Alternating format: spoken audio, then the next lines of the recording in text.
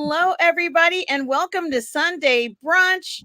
It's RM here, and of course, we have with us today Russ Whitfield. Russ, how are you today?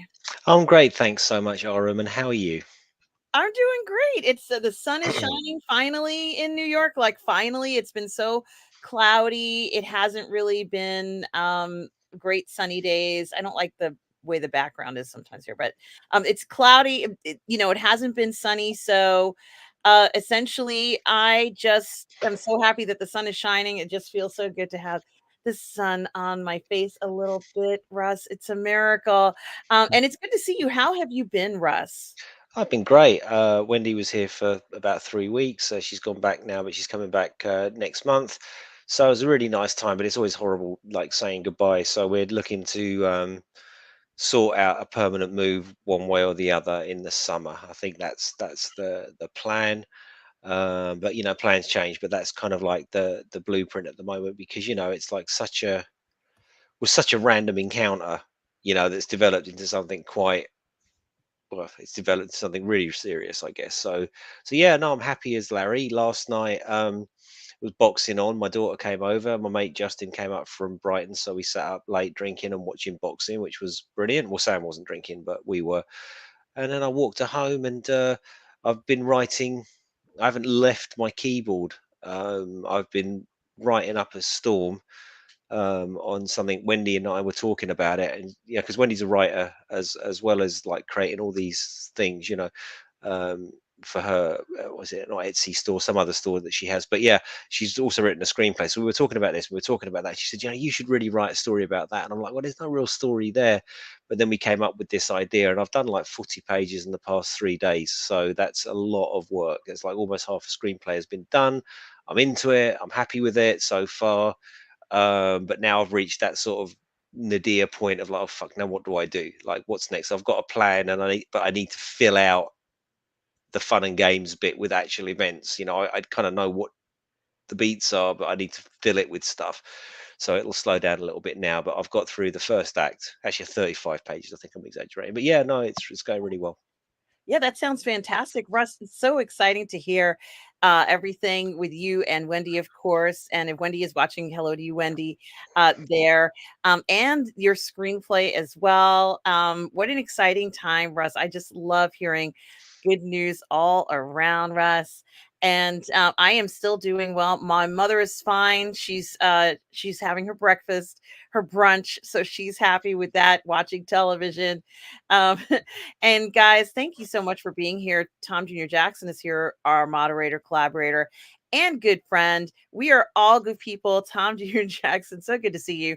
Guys, welcome to Sunday Brunch. We got a lot of people here today. So good to see all of you. Dinosaurs here, Russ. All right, we still never found out if it's Dino or Dino, did we? We have to know. We must know. Dino says, good health. Russ and Tom.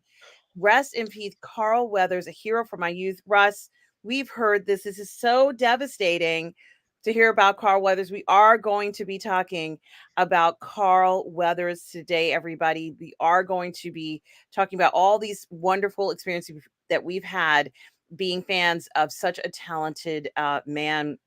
Bonzo Kilborn is here, Russ. Ground control to Sunday brunch. Yes. I'm not going to sing the rest. Thank you, Bonzo. Take your protein pills and put your helmet on. Check engine and my God's love be with you. Can you hear me, Bonzo Kilborn? Can you hear me? We can hear you, Bonzo. So good to see you. Mr. Londell's Groovy Movies is here. Oh, hello. Greetings and felicitations. Hip, hip, hurrah. Tally ho. Yes, Mr. Londell's Groovy Movies. Tally ho to you. Great to see you this morning. That old Yorkshire geep is here, says Hey Ayo. up. That old Yorkshire geek, a very, very talented artist as well. If you guys follow that old Yorkshire Geeks channel, you will see the artwork that he does, and it is just stunning. Hope you are Funny well. enough, one of the characters I'm writing about is from Yorkshire, so I thought of you, mate. Oh, so nice, Russ. It sounds so exciting. That is very sweet. And certainly, I can't wait to see how your characters turn out, Russ, and also Old Yorkshire Geek, always coming up with some amazing artwork as well. Gary Oh, Banjo Sandwich Worthington is here. He says is- Argyle was made by the guy who did Snatch and Lock Stock. Is that true? I think someone was saying that might not be true, but it doesn't matter. Hello, Gary. How are you today? all right, gal. Keely Chow is here. Hey, roll All tide. right, Keely, retired. How are they doing? Are they doing well, Alabama? I don't know. I don't really follow it. I think the season might be over for football, but I don't know about the other sports right now. And I'm assuming it's football that you're following, Keely Chow, but you might also be a basketball fan, March Madness and all that good stuff. Mario Lopez is here. All right, Mario. Says hi everyone. Good to be back to the positive fandom. Thank you so much, Mario. It's so good to hear from you as well, Mario. Um, and of course, we also have who else is here? Joe Tyson, Russ. Big Joe's here. Right, the show can go on. That's all I needed to know. Right, I'm ready. Absolutely. And guys, don't forget to subscribe to my new channel, Roman Empire Matters. I have episodes that I have not uploaded there yet. Most of them are recorded. But I did want to mention I am doing a podcast with Julian Mushkin, it's the Roman Empire Matters podcast. And Russ and I are reviewing I Claudius, and we have so much planned for this year. So please don't forget to subscribe. And we do appreciate you. Yeah, we'll So have to do that in the week, like maybe tomorrow or Tuesday or something like that, if you've got time. absolutely. And Arena, which I'm gonna Oh, rewatch again. Pam Grier, Margaret Markov, and you know what? I'm really looking forward actually to watching the 2001 with Lee Sturgeon in it and Karen McDougal. It's gonna be amazing. I can't wait to watch it too. I started it, but I haven't finished the more recent one. Mhm. Before we got on the air, I rewatched One Shot, and I have seen that. I thought we watched that together um, when I was I probably last year, pissed. and it was amazing. And now One More Shot, which I didn't realize was a continuation of it. Yeah, it's literally like they get on the plane at the end of the one, and then the plane lands, and you know, Yeah, and so, I watched the first 20 minutes of One More Shot, not realizing it was a continuation from One Shot, but I had seen One Shot before. mm, However, even though I'd seen it before and I knew what was gonna happen, it didn't diminish the experience. It's so good, and we're gonna talk about, that as well. mhm. Um, Old Yorkshire Geek says he watched 3 episodes of Masters. He hasn't watched it, and he hopes that we don't talk. No, I won't talk about it. I won't say anything, guys. But Yeah, do I'm not covering that one, so I haven't seen it, man. So your spoilerific stuff is safe on Sunday brunch. And Bonzo Kilburn says, Randy Russ, come on over, mate. I can't say it in the 100%. right accent, but um, there's also Norwegian Kryptonian is Oh, here. hello. Hope you are well, Norwegian Kryptonian. So good to see you, along with Stavros. Hello, Stavros. How are Hello, you? Stavros. So good to see everybody. Darth Plato is here, Russ. Hello, Darth Plato. And that's pretty much everybody. It's so great to see you guys. I Um, saw that Joe Tyson said that he actually watched the Shannon Worry 90s classic Animal Instincts, the erotic thriller classic Animal. There's two Animal Instincts. I cannot remember what happens in the second one. I remember the first one was really hot. But yeah, she was great, old Shannon. Unsung heroine of the straight to video erotic thriller of the what '90s, where Shannon Tweed? every man, every husband always worked in advertising. Was it Shannon Tweed or another Shannon? No, Shannon Worry was her name. Shannon Really? Tweed was the blonde one. You see, this is it. Shannon Worry was like she was in loads of these. What I say, loads. She was in a few of these erotic thrillers. She also had a role in a Steven Seagal film. Which one was it? Um, it's the one. Anybody seen Richie? That one. And I can't remember what it's called. Out for Justice, I think it was called. She was in that as a waitress. Okay. Okay, cool. Yeah, that's exciting to even talk about these starlets, if you will. Let's say us really honestly, I worked in the theater around that time and I saw a lot of these more films. I know you said direct to video, but some of them were in theaters in the US. And I saw quite a few of these kind of bare it all skin, more erotic style movies in the theater, and it was great, Russ. It was a good time. A good It was a time. very, very good time, and I wish those times would come back. Um, let's go ahead and start talking about some of these incredible things that have happened this week. I think we really need to, like put a pause on it for a minute, because I need to. I was talking to Sam about this, and yeah, I need to get this off my chest. Actually, when I was a little boy, 1981 or 1982, like my mum and dad was separated and divorced. I think at that time actually, and I used to have to. My dad would take me on a Saturday. I would go boxing in the morning, and then one day after boxing, uh, uh, he took me to the cinema in Acton. Well, and Acton wasn't a place that I ever go to, but my dad was like a big drinker, so he would just leave me and he'd go off drinking and come back and get me later. Anyway, he took me to the cinema, and the film he took me to see was Rocky 3. And I'd never seen anything like this. And I remember it distinctly because he went to the pub and he didn't come back. So I sat in the cinema and I watched it twice, back to back, because you could do that in the 80s. I was only little, but anyway, that film, um, man, I just loved it.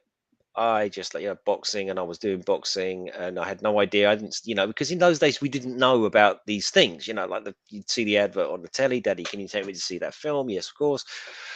And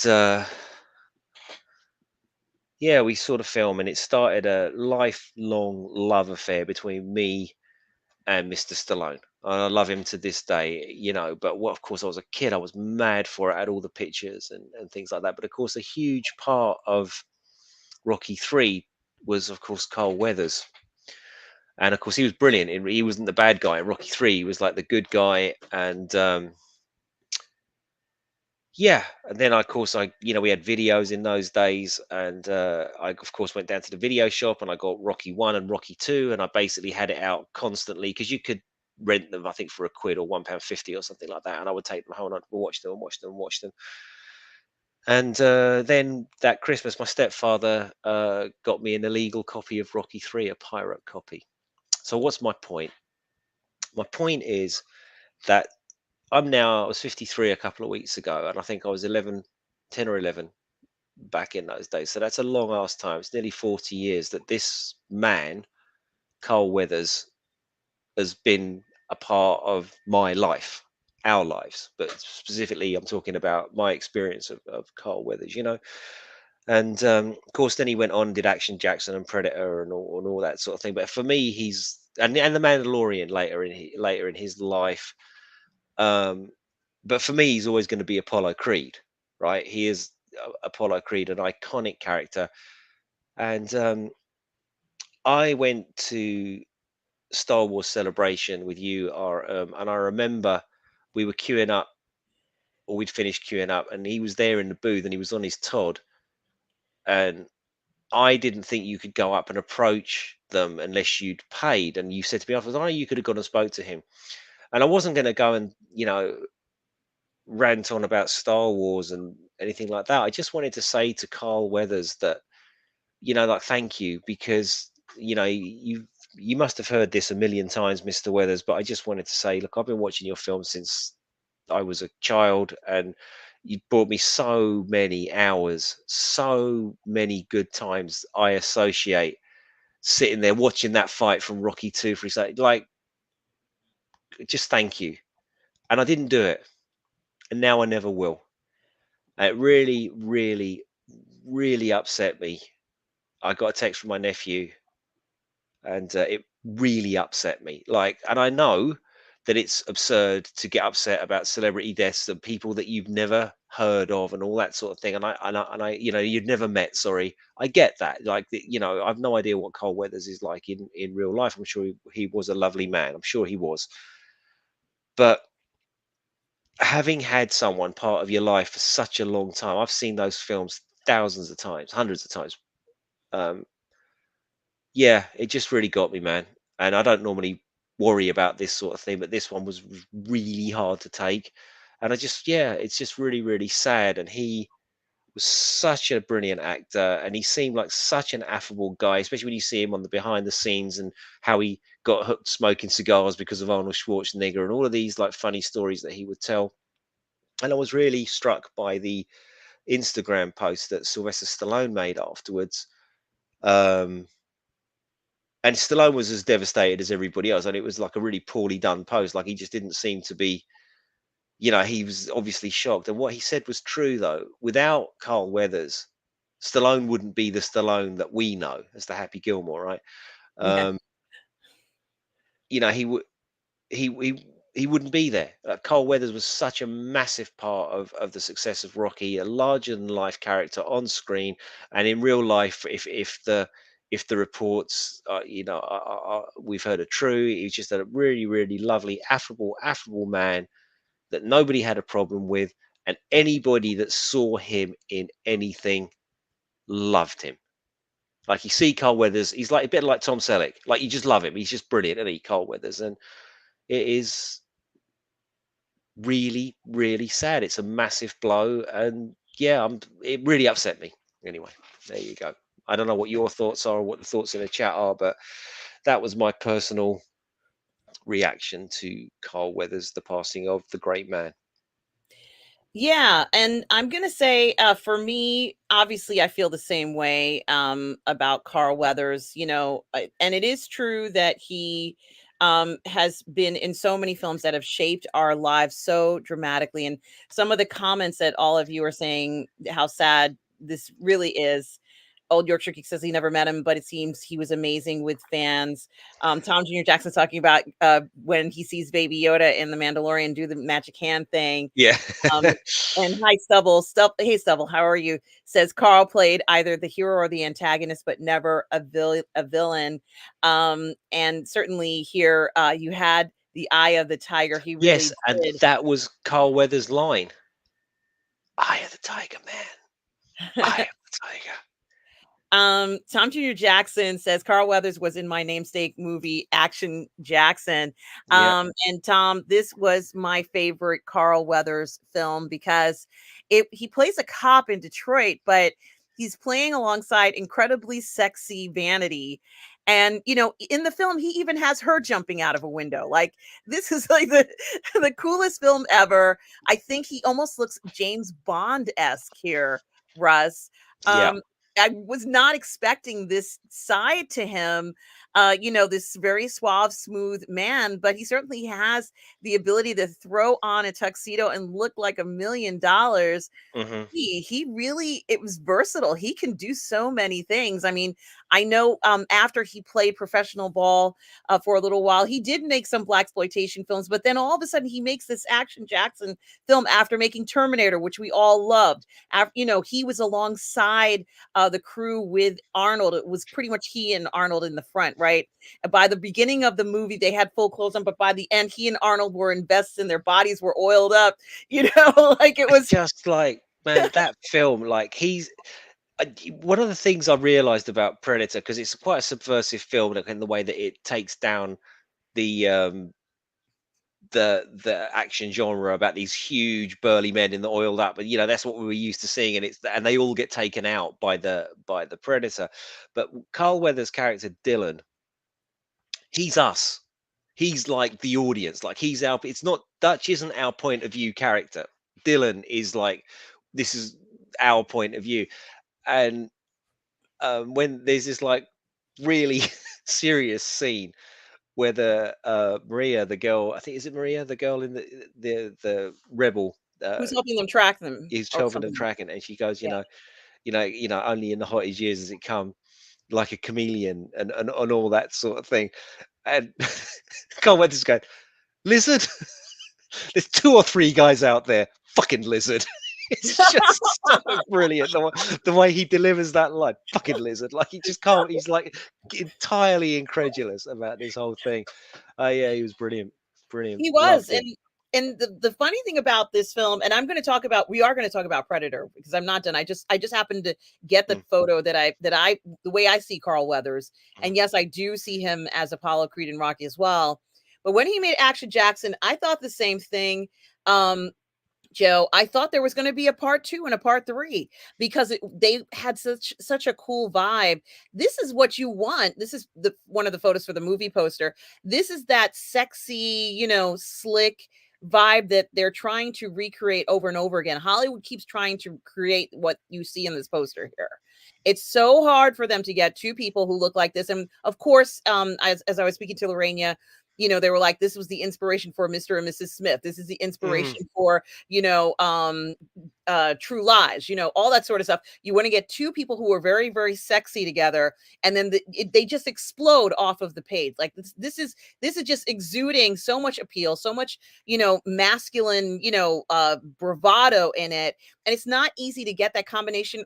I think they remade Mr. and Mrs. Smith. The actors are nice, but they don't have this level of intensity when it comes to a photo shoot and grabbing your attention. They got my attention with this poster. I wanted to be Vanity in this. I think that Carl, she's just such a compliment to him in this. And it's this level of sexiness, the sex appeal. It's very mature. We know that they're going to be dealing with something serious. This is what Hollywood tries to recreate over and over again. This shot, kind of like this mhm. approach to a story. And it's not easy to always get this, but he got it. Like this worked. We locked this in. It's too bad we didn't get any more, but I think it is very interesting because I would have never guessed they would have put Carl with somebody like this in a show like this. It just shows how versatile he is, and just it's just so unbelievable that he's gone. I didn't think at all that he was going to pass away prematurely. This has been such a shock, to all of us. And yeah, I do fantasize about, the movie and the film and everything. He was really here I guess is another film. I don't even know what film. That's Force 10 from Navarone Okay. with So Harrison Ford and is it James Fox or Edward Fox? And that's Franco Nero. And I think that's Robert Shaw down there and Carl Weathers. That yeah, it's the sequel to the Guns of Navarone. I'd forgotten that film. I'd forgotten that film. But yeah, oh, it's so good. It's so good. Here's another thing. He had many, many television appearances, many, and this is the one that I always think. And mind you, there are so many beautiful moments for us in Rocky. There are so many beautiful moments, but I love this training montage, which has pretty much been the training montage that everybody wants to recreate. And they get their legs in unison, their bodies in unison. These two beautiful masculine men just pumping and working their muscles, and it's very, it's got this incredibly masculine appeal to it that it encourages everybody. It's like, I've got to get out there and run. I've got to get up there and just pump myself up. I've got to get going. We're gonna make it. We can do it. We can win. And it's just so incredible, so inspirational. Such a fantastic pairing of these two men together. I think it's so interesting how much chemistry there is, how beautiful Carl Weathers is in these films. It's just so incredible, Russ, that even today it still reflects off of even a still photograph, Russ. yeah. I'm just wondering when you think of Carl Weathers, is it that um, Action Jackson picture that comes to mind, or is there any scene that comes to mind? I'm asking everybody in the chat as well. When you think of this man, what do you think? What's the thing that comes straight into your mind? Well, I would say there's two things. It's definitely I can't deny that I loved him as Apollo Creed. I can't deny that. But the Action Jackson role made me see him, certainly as in a different way. And I liked the idea of him fighting crime. I liked that notion of Carl Weathers being able to take on the mantle of the bad guys and right a wrong, so to speak. Hmm. And the poster was very, quite a fantasy. And the poster implied that even though he's a police officer, why would they put him in a tuxedo on a poster as a cop? Like it's very interesting. He's a little bit more stylish, maybe a little bit more suave, a little Hmm. bit more debonair than what you think. He's a Detroit cop, but he can throw on a tuxedo and charm you, and he has you, like it's a big fantasy, and a man as a protector, a man as a, someone who can fight against evil. That role really solidified like this fantasy that I had about him. But then we get him in The Mandalorian in a role that I never thought he would be playing, you Oh know. my God. You say that. You say that, right? Now, I've got a Yes. sorry for cutting you off, but Okay. this is the feeling I got when I saw him in The Mandalorian. Just a warmth in my heart that I there was Apollo. He was back. He was cool. He was the man. It just so good to see him. It just made me feel just so happy. Just so happy seeing him in that show, and then he turns up again, and again. Then it's at the beginning of season 3, and his voice, that deep, rich, velvety voice that he. Oh, fucking love this guy so much. Loved him so much. He plays Grief Karga, who's a man who he's been there and done that, Russ. He's in charge of giving out assignments to people in the guild who are bounty hunters, dangerous jobs. He knows what he's doing. He can read people. He knows to pick the right person for the right job. And he's been pretty much the reason why the Mandalorians are surviving there, because they have to go to him for jobs. Like, Mm, they have to go to him. He's the one who's, he knows that they're living underground on Navarro, but he doesn't saying anything. And, he's kind of quiet about it. He knows that the Mandalorians are there, but, he kind of leaves them be. And I think what's interesting is that the Mandalorian goes to him and trusts him. And he starts off in 2019 as this character. It looks like he kind of hands out these assignments. By the time 2023 rolls around in season 3, he's completely changed Navarro into a place where people want to live, they want to grow, they want to have their future and their lives together. He saves a special plot for Mando and Grogu. He gives them 3 bedrooms, 2 baths, and I know everybody laughed about it, but the progression of the character and the potential that he has the ability to make the galaxy a better place. He's very welcoming, as you said, Russ, very kind. I think he brought so much wisdom and really grounding to the series. Sometimes these series, just because you have, the Mandalorian and Grogu, doesn't mean it was going to work without somebody like Carl Weathers. You needed somebody who can create a foundation for this new world that we don't know anything about. He can't mm, just go in there and grab an assignment from somebody and have no consequences or have nothing mean anything. It was important for him to be the person to tell Mando, you know something, you ran off and you did all this stuff and they're going to come for you. And you know something, you need to make this right. Come back, we can talk about this. There has to be somebody who can be the mediator between the Mandalorian's crazy lifestyle and the rest of the world that's much more grounded. And the Grief Karga character represented pulling Mandalorian back into the real world in a sense, because he mm, can't run forever. No one can run forever. There has to be a time where you settle down and you're visible and people can kind of evaluate you. And essentially, that's what this character has done for him, and for pretty much all the Mandalorians, where they're not in hiding anymore. And this notion of hiding forever, it's just so unrealistic. No one wants to be on the run forever, and you can't be on the run forever with a child. There's so much involved in it, where Carl Weathers is kind of telling him, I'm like your mentor. I know you're doing jobs that are not the easiest jobs and they're dangerous, but I have to be the person who tells you the way it is. The scene where he has the Beskar, he's got the Beskar bar in his pocket, and he says, I've been made wealthy thanks to you, Mando. Thank you yeah. so much. And I think there's a scene where he gets shot in the chest, and the Mm. Beskar bar was there. It looked like he was dead, but he was alive. I mean, whew, I remember that scene. I was like, thank God he's still alive. But the reality of really losing him is just shattering, because a movie was coming out and I was hoping to see Grief Karga in this Oh, as one of the new 1,000%. feature. He 1,000% he would have been in it. I mean, now they're probably going, oh, now they're going to have to rewrite. Are they going to recast him? Perhaps, but we should see people's, best or top Carl Weathers moments. Then I'll share what I always think of Mhm. when I see him. And of course, a performing artist, hi, says, Hello, hello, performing all, artist. almost missed this. Old Yorkshire Geek says, I'd forgotten about that one. Great film, Force 10. Yes. Uh, Tom June Jackson says that beach training was great. Oh, Tom, I have dreams about walking onto the beach right here in Long Beach, New York, and running across them as they're running in the sand with the sun on their beautiful rippling muscles. I'm not going to let go of that dream. The Old Yorkshire Geek says the great theme music by Bill Conti. Yes, Bill Conti was a master at bringing these movies to life, bringing in that emotional feeling that we're all feeling different emotions. There is a person in that audience who's watching that film who isn't feeling some kind of emotion. And that's what movies are supposed to create, this emotion in you, some kind of feeling. You're supposed to feel something, for heaven's sake. And I don't think he's ever given a performance where I haven't felt something. I don't Mm, think there's any performance that he's given was like that.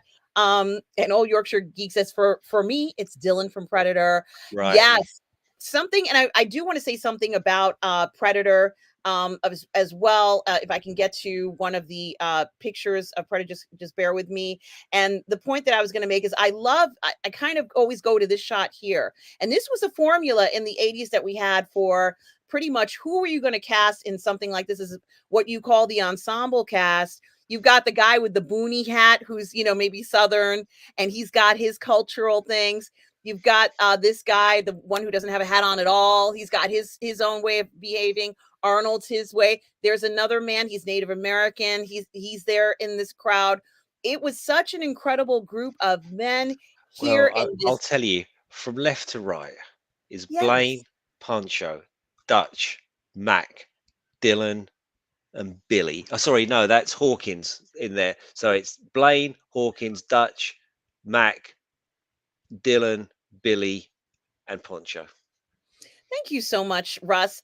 And you know something, I have to say that I've watched this movie many times, and I'm not going to say I'm distracted by the incredible physique of the men, but I do like the way that they go into this.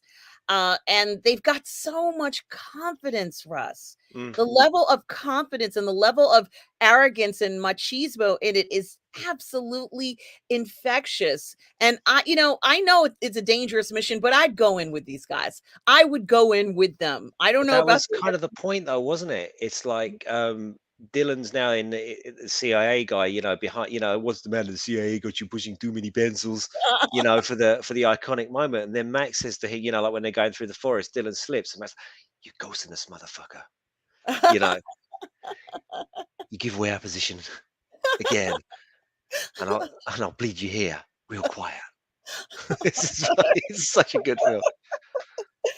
It's just really certainly what I think is that Carl Weathers was not only a good-looking man and an excellent actor, but he was incredibly marketable in so many different roles.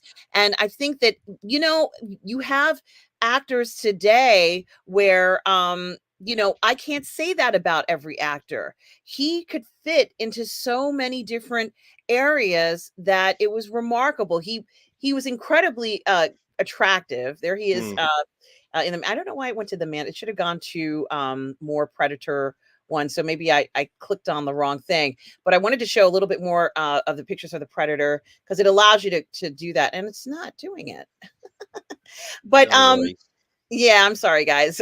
I thought I was organized. See Just all leave up photos. one of the handshake. That's the one. That's the enduring message, right? That's when you think of.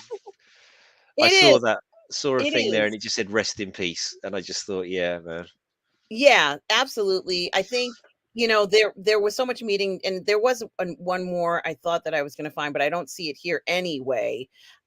Here was one of those pictures you were talking about, the woman in the movie as well, Russ. I think that if looking and kind of like trying to think about everything that he's done, it's hard to kind of quantify it because he had so many appearances, and he certainly was so wonderful in all of his performances. Stavros says suave is a great word to use. Sean Holmes. Hey, Sean, how are you? I like your hat avatar there. It was difficult to see Craig T. Nelson as the bad guy in Action Jackson since he did all those coach sitcoms. Yeah, that's something to think about. Bonzo says, I think of the Rocky 2 line, I won the fight, but I didn't beat the Oh, man. that's And brilliant. That bit when he says when he's in the office with Duke, he goes, "Man, I won, but I didn't beat him." And Duke goes, "Honest?" He goes, "Yeah, honest." And Duke says, "Last time I saw you beat that man like I saw no man get beat before, and the man kept coming after you. We don't need that kind of man in our lives." And Apollo looks at him and he goes, Thank you, Tony, and then dismisses him. I want a whole new campaign started. That's it. He's going after Rocky, regardless of what his trainer says. Oh, I've got goosebumps thinking about that film. Absolutely. And Russ and I reviewed the Rocky series. Mm, So if you do want to see that, please check out our PGS reviews on the Rocky series, where we do talk about this. We do a deep dive into the series, and it is so wonderful to talk about. Old Yorkshire Geek says he's in a little bit of Close Encounters of the Third Kind, 1977, which I think got the best movie of the year. That film. So he's in that. I didn't know that. Yeah, thank you for letting us know, Old Yorkshire Geek. And Tom says, yeah, and Happy Gilmore, he was funny and had a little guest spot in Little Nicky. And a performing artist mentions how he Apollo Creed, Action Jackson, and ironically his TV stint in a show on CBS called In the Heat of the Night. Then what a surprising comedic turn in Happy Gilmore. Yeah, yeah. And Sean says he liked him in Good Times. Yes. Hmm. Yes, Sean. He was in the top shows of the day when the shows were in their top ratings. He was in those shows.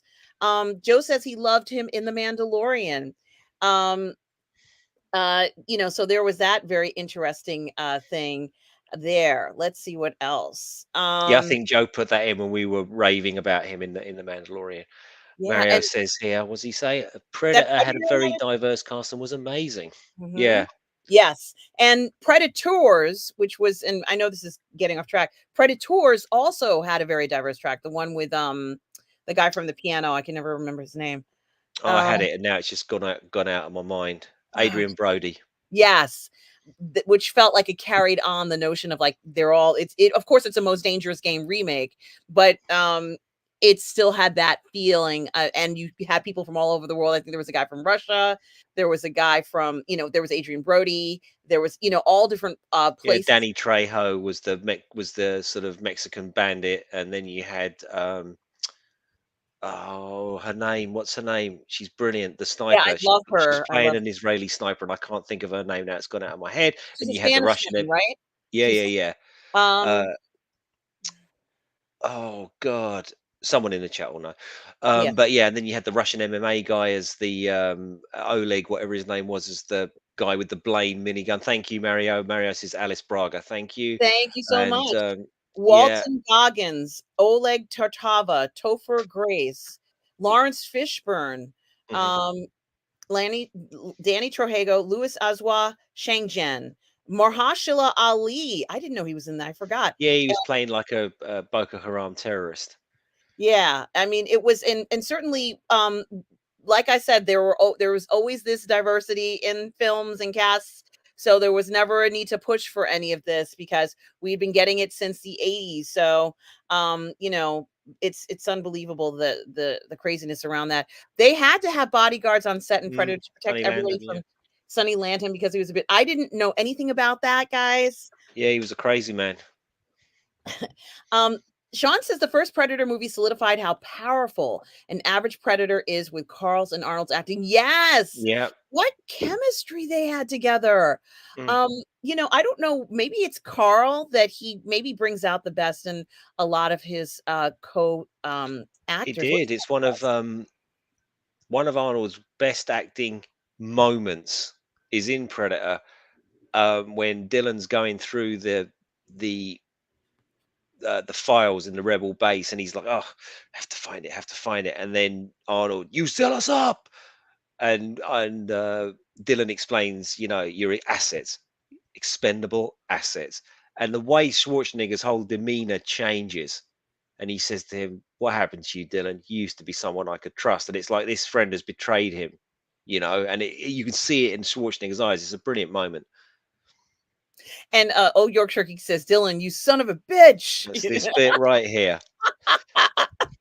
I love it. Thank you, old Yorkshire Geek. And hello to Jamin D. Jamin, Hey, how Jamin D. are you? Jamin says, Predator for me was the fantastical, unnatural versus ultimate human spirit for survival. Like you can almost say an issue of Conan the Barbarian without Conan. Yes, Interesting. solid take, man. Yeah, absolutely.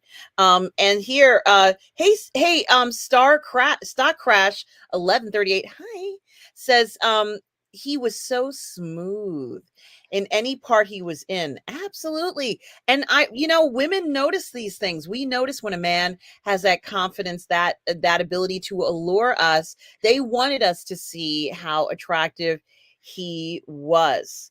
Um, Stubble says, I got my old Star Wars Expanded Universe books out of storage and decided for myself that they are now my hand canon of post Return of the I can't ROTSW Star Wars. I will consider the Disney post ROT as the alternate version. You know what? That's what many of us are doing, because it is actually very painful to watch what they're doing.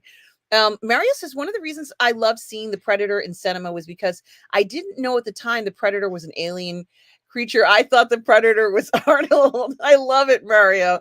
Oh, the honesty. Yeah, that's cool. Don't forget his part in Arrested Development. So great. Yes. Didn't see Yes. that. I haven't seen that one. A performing artist. He's played so many roles. Um, Yes, and S Beam is here. Hi, S Beam. Says, hi, S Beam. I hope you are well today, guys. Check out S Beam's channel. He is a creator, not only on YouTube, but he also creates figures. He's a sculptor. Do check out S Beam when you get a chance, and also part of the Burnettwork family, a moderator on the Burnettwork channel. So good to see you, S Beam. Um, and Gary Bando Sandwich says James Brown singing while Weathers strutted in that hat was awesome in Rocky 3, Living in America. Which is like Ow! that segues actually, because this is what I was thinking about a lot. Like the image that kept replaying over and over in my head when I was thinking about the passing of of the great man is the bit, and you guys, most of you guys will know it. It's the U.S. Marines, bum, bum, bum, bum, bum, bum, bum, bum, bum, dun, dun, dun, dun, dun, dun, dun, that tune, right? And Mhm. there comes Apollo, and he's on like a carriage, and he's dressed up as George Washington, and he's throwing out silver dollars to the crowd, like, and the commentators going, "Oh my god, he's dressed up as George Washington, giving out Thanksgiving money and all that sort of thing." Then he gets into the ring, and the music changes, and he takes off his cape and his powdered wig and his tricorn hat or his bicorn hat, and then he puts on the top hat, and he goes from being George Washington to Uncle Sam, and the music's going dun, dun, dun, dun, dun, dun, dun, dun, dun, dun, dun, dun, dun, dun, and he's pointing at Rocky, going, I want you," like Uncle Sam was doing in the First World War posters there. So yeah, that's my enduring image of him, is dressed up in his stars and stripes, being the literal symbol of America before he goes in to fight Rocky in Rocky One. And sure, and he wears the same outfit in Rocky Two, but in Rocky Four, sorry. But yeah, that's what I think of him: George Washington, Uncle Sam, Carl Weathers, slice of Americana, um, and he will, by me and millions and millions and millions of other people, be very, very sadly missed. And it's a real shame. It R.I.P. is a Carl. real shame. Russ, I can't even believe it, honestly. And it is very hard to think about this Yeah, because Carl, Darth Plato points out that that was the US Marine Corps theme. That's what I said. It was the Marine Corps theme at the beginning. Thanks for pointing that out. but when I think about the impact that he's had on our lives, it is quite profound, and I can't imagine modern entertainment without him, because he was a very special, performer, and it's hard to find somebody like that. I know that Mm. there's millions of people who want to be actors and want to play these roles, but not everybody can do it and do it effectively. Sometimes, a lot of it was non-narrative. We're just seeing him move around, and that was enough for what the role required, but that also is work. That is a performance, and he just was so wonderful to watch. Certainly providing us something that not everybody can do. We just it's just the truth. Um, Subble says, I have a vague memory of Carl being in Pluton B in Vietnam. I don't remember any specific scene, but I like the series. Thank you, Stubble, for letting us know that. I think, did we have that in England? And I think it was called tour of duty here, Stubble. Was that the one that opened up with the Rolling Stones paint it black? Otherwise, I'm thinking of another thing. Let me see if I can find it. Pluton B in Vietnam. What did you say it was called, Russ? It's Platoon B, but we had it as Tour of Duty over here. It Tour. had Terence Knox starred in it as Sergeant. I can't remember. He was the Sergeant Terence Knox anyway. All right, I do see it. I found one photo. They had one photo on IMDb, so I'll just share it. And he looks great in the uniform. um, and there it is. Thank you for sharing that. Platoon B in Vietnam. Thank you so much, Stubble, for mentioning that, and we can see him there. Certainly, something I'm going to have to check out going forward, and certainly we appreciate it. Yes, thank you, Tom. This is the Rocky review that you and I did, Russ. Gee, I guess it was about a year ago. Mm. You guys can check that out, and we do talk about Carl Weathers' performance, of course, in it. So it's there. Let's see. Yeah, it was Tour of Duty in the U.S. as well. It was a Yeah, so CBS. that's probably. I don't recognize those. Is that Tour of Duty? I can't tell from that photograph. Well, I can't tell either. I just went on IMDb and it's on there. They had one photo from Tour of Duty. Mhm. So that's what they're saying it is. I have no idea if that's I think this is from the show because it says it's from Tour of Duty. So Right. let me just Oh, so maybe it was called Platoon B in Scandinavia. Maybe that's yes, what we should. maybe it Yeah, was. maybe so. Yeah. See all photos from Tour of Duty and there's only one photo there right now. Right. But it is very interesting. I think he was born in Louisiana, and the outfit that he wears when he's playing the Mandalorian's Grief Karga, it kind of reminded me of the clothes that they'll wear during Mardi Gras. Um, and I think that it's really very interesting because um, that costume became more elaborate as Grief Karga progressed as a character.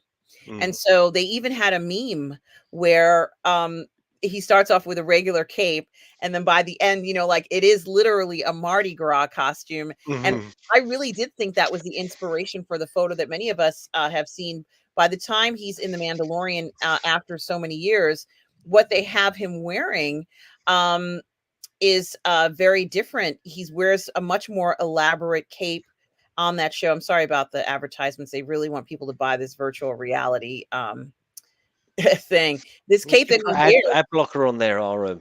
Get your ad blocker plus. It's free. It's on aware. You can just pay him a tenner and stick it in your browser. You don't get any of this nonsense. I was supposed to open up the StreamYard in DuckDuckGo, but I forgot. Mm. So I'm so accustomed to just keeping it open the way I have it here. But I promise you guys, I'm going to open it up in DuckDuckGo and we won't see any more advertisements or anything like that. So here he is in The Mandalorian, and it was like such an elaborate, beautiful costume that he has on. And this is the costume that he started off with, I think, Mm. at the beginning of the series. So you can really see the difference in how much more elaborate it is now with the gold and this beautiful drapery. It really is stunning. He looks amazing. It's just so wonderful to see him there in The Mandalorian. And as Beam says, such a fantastic library of roles and such a talented actor. Man, it was a tough one when this news dropped. Don't forget the episode of Psych when he was a fellow psychos. Thank Mm. you, S Beam, for mentioning that. Um, thank you, Tom Jr. Jackson. Thank you so much for doing that, Tom. Um, I so appreciate it. Um, and Tom Jr. Jackson says, I found you a pic of Carl on tour of duty in season 3. Thank you, Tom. And I so appreciate that too for doing that. And you know something, Russ, I think in regards to the fact that you and I were at a Star Wars celebration last year, and never would I have guessed that that would be the last time that we would see Carl Weathers in person. I would have never guessed that. No. Um, I think in future, when we do see celebrities in an event, we have to go ahead and just see them. We've got to go and say hello to them. We can't hesitate next time. Yeah. It's a real shame. Oh my gosh. R.I.P. Carl. Yes, yes, absolutely. And hello, Thalia Meyer. Hello, Thalia. all the way from Germany. Hello and happy Sunday to you, Thalia. Hope you are well. Um, my goodness. Well, we've enjoyed him. He's had many performances. There's so many things that he's done that I haven't seen. Um, and I do really cherish all those wonderful moments. Gina Carano, I know many of you you spoke about the Sylvester Stallone tribute that Sylvester Stallone had for him. And that certainly was incredible. Gina Carano made a tribute on Twitter, and Oh, she talked about how Carl was like a mentor to her. mm, And, I just thought that that was very interesting. And, she, because they were both athletes, of course, and now in the entertainment business. And thank you, Beam. Yes, guys, please do hit the like button. Um, I thought that that was also very interesting because she looked up to him and he was so kind to her. And, she talks about how much of a role model he was, especially during the difficult time when they kind of got rid of her. At the height of the show when she was essentially the most popular female character on the show. And mhm. maybe the most popular female character in entertainment at the time, Russ. Yeah, I couldn't agree more actually, which segues nicely into the article you sent me earlier on. Do you want to talk a little bit about that? I would like to. And essentially what Russ and I were talking about, and many of you were already talking about this, but I wanted to bring it up again. And I think it was the week before last week, I had put up an article, or at least maybe not even an article, but I had put up a PDF file of a firm or a company called um, Restore the Magic. And what Restore the Magic's intention is what many of us feel about Disney. And, the way that we're feeling, or at least the justification for what we're feeling, is not unfounded. It's legitimately based not only upon, let's say, a lack of professional creativity, a lack of professional creativity, meaning you're not getting, talented writers. Like, you're pulling the talented writers off the project and putting writers who don't have experience on the project. So now you've lost the writing element. You're taking away, cinematographers and editors that are talented. You pull them off the project, you're throwing in people onto the project. You're kind of like systematically displacing reliable and talented creators and replacing them with unreliable, inexperienced creators.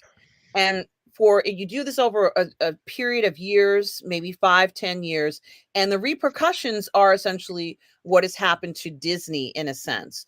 Hmm. So from the creator standpoint, that's what happened. But then also on the executive level, there's been a huge shift of wealth. And the main two things that are noticeable about the shift of wealth is that the executives are getting huge payouts, but they're not actually investing in the company they work for. What does that mean? It means that they don't have huge amounts of stock purchases in Disney. Usually these guys own like $1 million in stock or 2 million in stock in Disney, maybe more. Maybe more. Maybe they'll own 100,000 shares, 200,000 shares, a lot as an executive, senior executive in the business. But they talked about how many of the senior executives at Disney, not only do they not own any stock, but they've sold the majority of their stock. In fact, um, one of the gentlemen who, one of the gentlemen, did this work? Yes, it did. Okay. One of the gentlemen who we all know that everybody talks about, he has completely sold all of his stock in Disney, and that's most unusual. Usually these guys have a what I would call a stake in the business. A belief that the business will grow in wealth, and because they believe that their business is going to grow in wealth, they are going to constantly invest in the company. And this is not unusual. We see this in many companies. This is from Pirates and Princesses, which is the company is essentially Clownfish guys. Okay. So Geeky Sparkles and Neon have their own website. It's called Pirates and Princesses. I think they've been doing it for maybe almost 15 years now. So you can go to Pirates and Princesses here. This is just an advertisement, so I apologize. But they have their own website as well. You can watch their videos, but if you want to read their articles, you can read them on here. So they talk about Nelson Peltz and Tryon respond to the Walt Disney Board shareholder letter with a letter of their own. So these guys that I showed last week, called Restore the Magic, pretty much said everything that I verbally said to you. And they went into rather intricate detail, Russ, um, looking at it. And you know something? It's not just her. It's not just her, Mario. Um, but, what I'm trying to say is that there's maybe 20 or 30 executives that they point out in this article who, although it's actually two that they're talking about the voting, but there's executives in the articles that they've pointed out through the years who came on board in 2015, and since they've come on board their divisions have decreased in value and the stock prices have gone down, but they've gotten ingredients bonuses, 100 million, 200 million, stuff like that. So, you know you make a good point. I'm not saying I'm not saying that you're not on the right direction, but it's something to think about. And um I don't believe, Bonzo, that it is a lost cause, because there's still some value in the business, and if they can get the right people in charge, they're not going to be able to kind of like fix anything that's been done already, but they can still create fantastic shows. They have the potential to do that. Anyone can. The guys who are talented out there are still there. It's still capable of getting these guys to go ahead and give us a good show. So I kind of have hope. This is positive fan. I've got hope that it can happen. But I do feel your pain. Okay, Bonzo, I do feel your pain. So here they're talking about Walt Disney's board shareholder letter here. And it says that Disney decided to send a letter to their shareholders who have not gotten dividends for years. Normally you get dividends when you own stock like this. They haven't gotten dividends for years. Their executives have gotten money and payouts, but they haven't paid out any dividends to their shareholders for years. It's been a long time. So in an effort for Disney to sway their shareholders over to their side, they sent out a letter urging them to keep the status quo and vote with this white card. Now, Tryon Group, which controls 3 billion in common share stock, put out a letter in responses urging people not to vote for those people. And they said there's two people you really need to get off the board. They named them. I'm not going to name them. You can see their names here. But I thought it was interesting because it says in their letter, they said, we own 3 billion shares of the Walt Disney Company. So we have a huge stake in its success, just like you as a shareholder. And here they're saying, we believe in it. We're enthusiastic because we believe that we have the leading media business and we want it to succeed. We think if you're holding shares in Disney, which a lot of people do, we think you want it to succeed. And here are some of the reasons why we want it to succeed: for the animation studios, for the parks, for the streaming channel, which needs to be improved, and also the franchises that we love. So in order for this to continue and to grow and to be better, we need to stop these two executives from maintaining and staying on the board. So, they make a point about, like you and us, we have collectively lost $200 billion of our investment, and it's down over the last 3 to 5 years. And, if you didn't invest in Disney and you had invested in the S&P 500, you would have made more money. And so here they're saying, in a very poignant way, stuff we already know, that the creative engine has stalled. I'm just reading the bolded letters. Disney Plus has been poorly managed. We know it's terribly managed. We are seeing maybe a fraction of the content. It's been enough years now. We should have seen more content from Disney Plus. And ESPN is challenged and lacks a clear strategy. I don't know anything about that part. Prices have gone up in the parks, even as the investment in the parks has been bad because they can't keep up with the other parks like Universal. And as a result of this, and despite spending 200 billion since 2018 in assets, Disney's financial performance has suffered. Operating income, free cash flow, and earnings share declined by 1850 and 85%. Free cash flow. They've lost 50% of their free cash flow, and earnings 85% respectively. That's unbelievable. And they talk about the problems. It's lack of focus, lack of alignment, lack of accountability. We want to restore the magic. In order to do that, you've got to vote out these two people. Now, Russ, you and I know that this is going to be something that's going to take them years to correct. It will be years. It will be years to take them to correct this. But do you think the stockholders are going to do this? Because sometimes people receive things and they might say, "No, I don't trust anything like this." Even if you throw numbers and charts and things at people, it doesn't necessarily mean that you're going to sway their vote. Do you think that the poor performance and the downgraded value of the stock, and even the downgraded value of the quality of films that are coming out, will be enough for these stockholders to vote these people out? Um, I think it really depends on uh, the depth of accuracy in those figures that we've just spoken about. Like if the company, like the top line or the bottom line, if you like, is $2 billion of investment has been lost over that period. But the people that are investing in this, serious investors, I'm not talking about, your couple of grand, your 10, 15 grand here and there. The people that are really invested in Disney. It really depends on how those figures and projections look, doesn't it? And it really also, there's a problem herein though, isn't there? Because their sort of free cash flow comes from BlackRock, which everybody knows. And BlackRock have basically said that they have to enforce change, and if you are not prepared to fall in line with BlackRock's ESG uh, demands, then then they won't work with you. So it's easy to have good intentions, but where's the money coming from? So I don't know the answer to your question. Do I want this to happen? Yes, of course. I think Disney in its rabid, rapacious, ravenous acquisition phase over the previous 10 years, where it gobbled up all of these properties, it now owns pretty much everything that we like, or a lot of what we like. And through poor decision making and poor storytelling and poor execution, they've really damaged these properties that were and should continue to be a license to print money.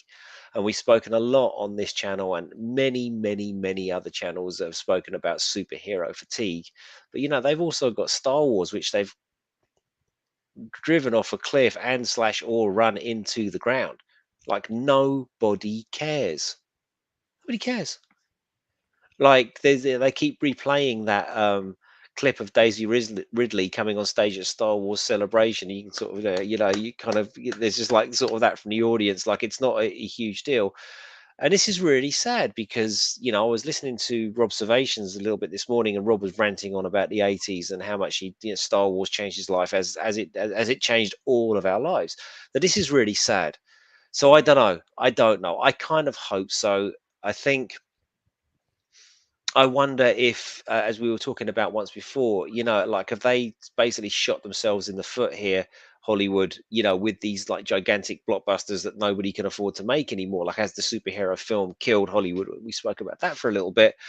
So I wonder if divestment will be the thing. If they'll just kick Lucasfilm into touch, maybe keep hold of Marvel, but just get rid of Lucasfilm, like cut the baggage and sell it to somebody else. Or if this guy Nelson Peltz does his takeover, will we see an absolute role reversal? Will they just turn around and go, well, the War Between Worlds, that's a thing. We're gonna be Our next movie is gonna be the Thrawn trilogy as it was intended, Heir to the Empire. People would lose their shit. And we're gonna bring back Mark Hamill and Harrison Ford and Carrie Fisher. We've signed a 3 movie only image rights deal with these people, so we can't go on and use them forever and ever and ever. We're going to make a new trilogy with their image rights. These are the guys. Or we're going to recast these iconic characters and give you something that's traditional, that that's true to George Lucas's vision and the Timothy Zahn books and all of that stuff. People would go mad. Yeah, I mean, this is something that I think is very interesting is that I don't think that this is happening at other companies. Why is it that it's happening at this particular company, a company that has eyes on, I think, more than any other company out there? It's really weird, Russ. As they said in the article here, if this was any other S&P 500 company, you just would have invested in it and you would have made a profit by now. Mm, But here, like there's a lot of machinations where one of these individuals, I'm not saying their names, happens to be a very close friend of the CEO. And this individual doesn't have any experience. We knew that there was a lot of inexperienced people, but to get a position at a CEO, as a CEO at a company like this, um, wow, that is a revelation. However, what I also think is interesting is that they make a point of saying that this person doesn't believe in the company because he hasn't bought any stock in it of his own, using his own money. And I think that that is probably a very good measurement of as to whether or not someone believes in a company, especially this kind of business. Now, there's another individual that's named, and this other individual apparently has paid off 800 million to other executives at the company. And we already knew that. We saw when the CEO ended up getting a package of 250 million and all this sort of stuff, and they're hoping that people will do it. I think that people will vote whatever way they're comfortable with. I don't think that most of the people who were invested a lot of money in Disney would vote against keeping people who are pretty much devaluing their business, their company that they've invested in. And there are some people, I guess, maybe they've invested their life savings in Disney. So there are a lot of people who have a lot more at stake than I'm not a Disney investor. However, I understand how people would feel, if this was their company and they're looking at this as an investment that they want for the long run. They're not in this for a quick turnaround to make money in a year. They're investing in Disney because they believe that it's a valuable company and they're hoping it's going to bring them in a return on their investment. But I knew something personally. I hadn't really kept up with Disney and I don't really keep up with the value of the stock. But I thought it was strange when they stopped when maybe about 3 or 4 years ago, they told their stockholders that they were going to stop paying dividends to them. mm. And I'm like, why? Why would you stop paying dividends? Aren't you guys doing well? Why would you have to stop paying dividends? And that's when I knew something was weird about that company. And to be honest with you, if I had owned stock in that company, I would have sold every stock that I owned if they stopped paying dividends, because that's a sign. That's not a good sign for any company. You get a letter, we're not going to pay you dividends anymore right now. That's terrible. That's absolutely terrible. So I think it is very interesting.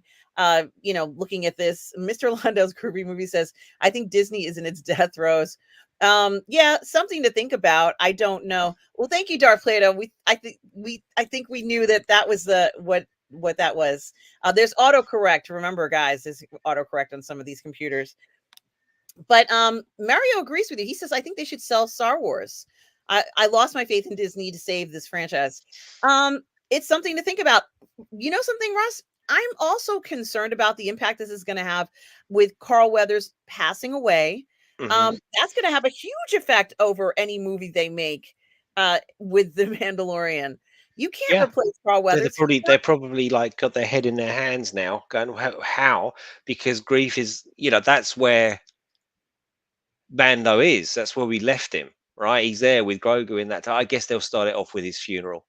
I imagine that's what it'll be, a funeral for Oh grief. man, that'll be Can't, terrible. and it'll be a symbolic way of saying goodbye, as they did in Wakanda Forever. Like they'll do it. I think that it's the first thing I thought of. As a writer, that is what I would do. I would have a really poignant, beautiful funeral for Grief Karga. That's how I would, and that's Yeah, and I think they need to bring Gina Carano back now. This would might she come back? This is the point. Would she? And I don't think she would. I mean, look, Gina Carano's got a lot of money already, right? Gina Carano's working because she wants to work, not because she has to. Um, I don't know. I think she's been asked this numerous times. She basically, what, mind you, I mean, people say these things the same as what's his name, the British actor Finn. His name's gone out of my mind. Um, John Boyega. John Boyega, yeah, he said no, I'd never go back to Star Wars. And then they said, well, here's like millions of pounds, and he's like, oh, well, maybe I'll come back. So, like, you never know. But I really think Gina's found her niche, making small independent projects with Daily Wire, doing things like that. Why would she go back? I'd like to see Gina in one additional shot or whatever you want to call it, Mm. as that series, because she could be in a film like that. I could see her in an action series of her own. If they would invest in something like that. And Darth Plato says it's less Disney, more culture. Wide Disney is just catering to what it is seen as the hip Yeah, culture. this is brought up a lot, and of course the problem with that this isn't culture as a whole. It just isn't. It's just people online that don't buy the product.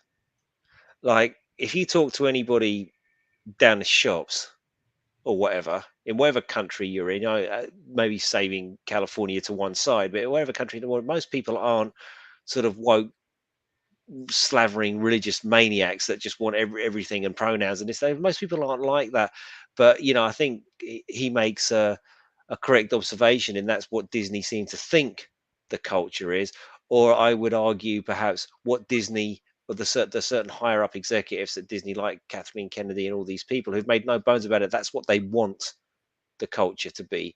And somebody once postulated, and it might have been Rob, actually. I can't remember who postulated this, but in the case of Star Wars and Kathleen Kennedy, um, perhaps she takes this backlash to everything she's done as, like, yet more inclination to do what she's doing, because she has an important message that people need to hear, and if they're not getting it, she's going to just double down and keep giving us that message because we're wrong and she's right, and this message needs to be out there. I thought that was quite an interesting way of looking at it, and I wonder if that's not the case. Actually, she's here to save us all. The force is female and all that crack. Well, what I'm curious about is how this vote is going to go, because I think that everybody's made a lot of good points about what they think the future of the company is going to be. And of course, these shareholders they have an enormous task of deciding how they're going to vote, and they can apparently get rid of certain people. But if getting rid of those two individuals, which this person, Restore the Magic, has gone through a concerted effort to stop stop this continual devaluation of their stock and of the product. If they can stop these two individuals from being there, and it makes a difference, it would be remarkable. But I don't know whether it's going to have an effect over the quality of the work, Russ. I think that they can change where money is spent and the way that the parks might go, but I'm not quite sure whether it's going to have any effect over the Okay, quality. That's so I need to raise a point here. I'm not sure I've ever raised it on this show before, and I think when you're talking about talent, some of what pundits say is true about the quality of writers, and the writers this and the writers that and the writing. It's not just because I've written stuff, but the fact is the writer is employed. These aren't spec scripts, right? This isn't me writing a spec Star Wars story and sending it off, and then fucking hell, they use me in I use my script in Mandalorian episode 3. No, that doesn't happen.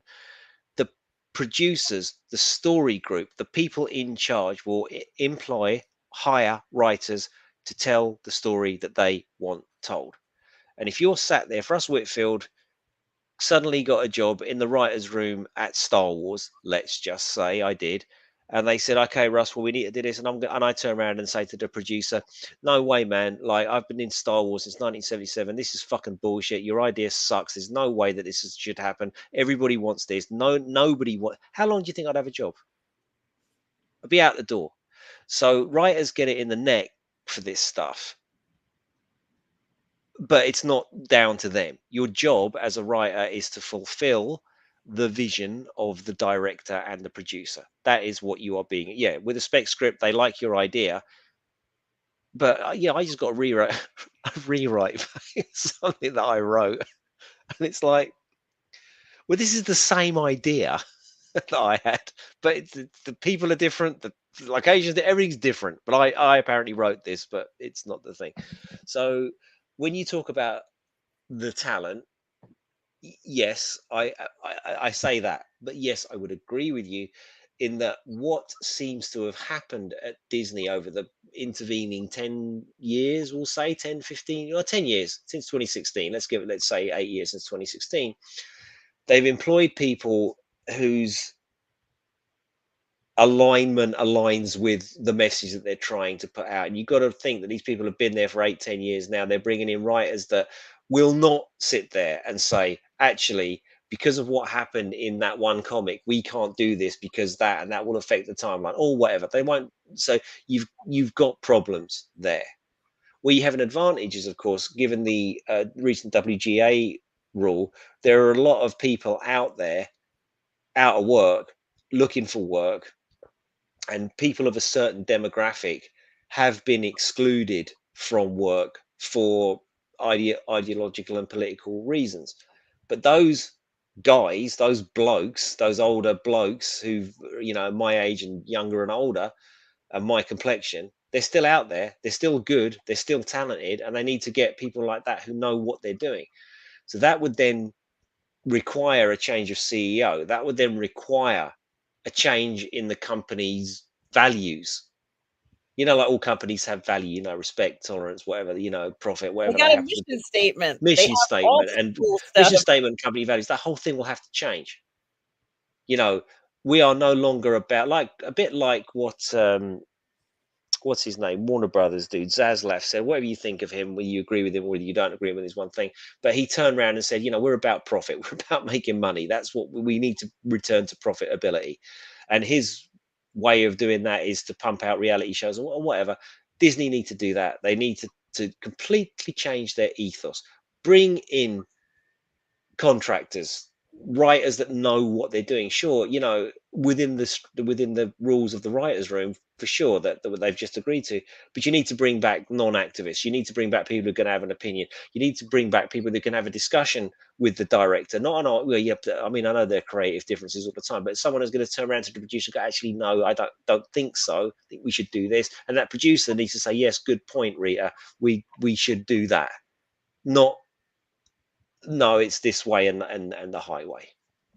Yeah, and I'm wondering what everybody thinks. Do you all think that these stockholders will vote these people out? This is a question that I don't know if anybody has mentioned or answered yet in the chat, but Jamin D says, I'm stupid on a straight line when it comes to these power struggles in news. Me too, Jamin D. So I ask only the question, are we seeing a Game of Thrones? It does feel like this kind of chess kind of game. And Old Yorkshire Geek says they need to stop pandering to the 5% that doesn't really care for the property and just start making entertaining stuff Yeah, everyone this is a way. good point. Yeah, sorry, this is a good point, isn't it? They need to stop just pandering to the 5% of the audience that doesn't really care for the property and doesn't buy it. And start entertaining the shit that most people will enjoy. That's exactly it. And we're going to talk about this a little bit in a minute, but that seems to be the way outside of the major studios that things are suddenly starting to go. So yeah, like I said, when Darth Plato made the point, that isn't real life. That is just the internet. It really is. I was having a chat with someone about boxing on Facebook. The guy said, fucking hell. He said, forget everything we've just said. I cannot believe I have a different opinion to someone on a boxing forum and we are having a polite conversation about why our points are different and where do we find the common ground. We're never going to agree because I think this way, that way, but it's so nice.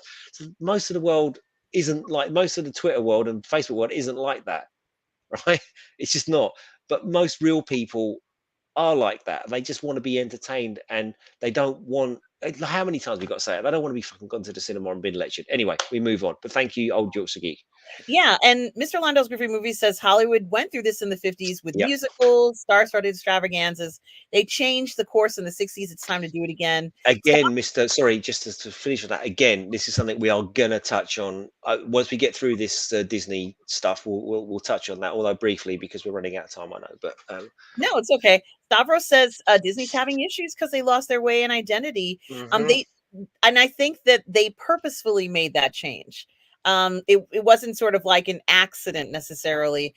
Someone made a decision and they have to be held responsible. So, when I'm making comments like that, when you go ahead and make a financial decision or a creative decision in this particular case, they have to be held responsible for their actions and the repercussions of it.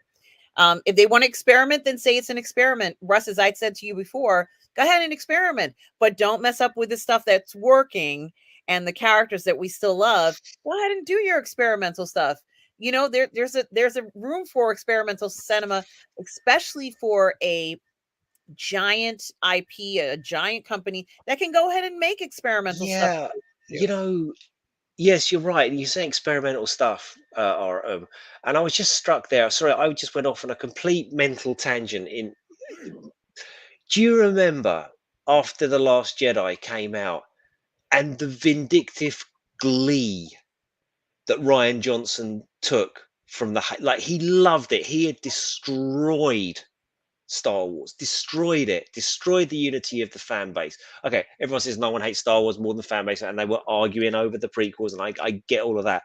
But if the prequels were, like a fight between Rocky and Apollo, right? Where this both sides would batter each other, but we could broadly agree that it's a sportsmanlike thing, and I like this and you like that. The fucking prequels basically just knelt Star Wars down and put a gun to the back of its head and blew its face off from the back. I mean, but he loved it. He loved it. Oh yes, look how many people I've upset. The ego, the hubris, and it's never recovered. That was poof, that was Star Wars as a viable brand had gone, and it went when Luke carked it for no apparent reason. When Luke was treated like that, when nothing in Star Wars made sense anymore, when they broke canon, when they did, because we forget, everyone slates off Force Awakens now, but at the time I thought it was all right. It was a bit of a retread, but I was excited to find out where it went next. But yeah, so if it ain't broke, don't fix anything, as Stavros says. Well, yes, and that's precisely what Kathleen Kennedy, the story group, and specifically Ryan Johnson. I know JJ gets a bit of a bad rap as the what is it now? I've become JJ, destroyer of franchises, and all that stuff. Yes, he does, but even him, what this guy Ryan Johnson did was the end. So he decided it was broke, Stavros, and he decided he was going to fix it, and he was endorsed every step of the way by Kathleen Kennedy. Now, you can even take the politics out of this because, as we all know, Mark Hamill himself is perhaps slightly to the left of centre when he goes on his rants on Twitter. So this was not a political thing. This was a Star Wars thing. This was about wiping his ass all over the legacy of Star Wars and dropping that shit stained legacy into the laps of all of us and then making out like he was some sort of fucking genius for doing it. That's where it went wrong. Yeah, this is a good point. And certainly, I think that the fact that The Mandalorian existed, let's say, or was created, shows that you can go ahead, even Yes. after a company has made poor decisions.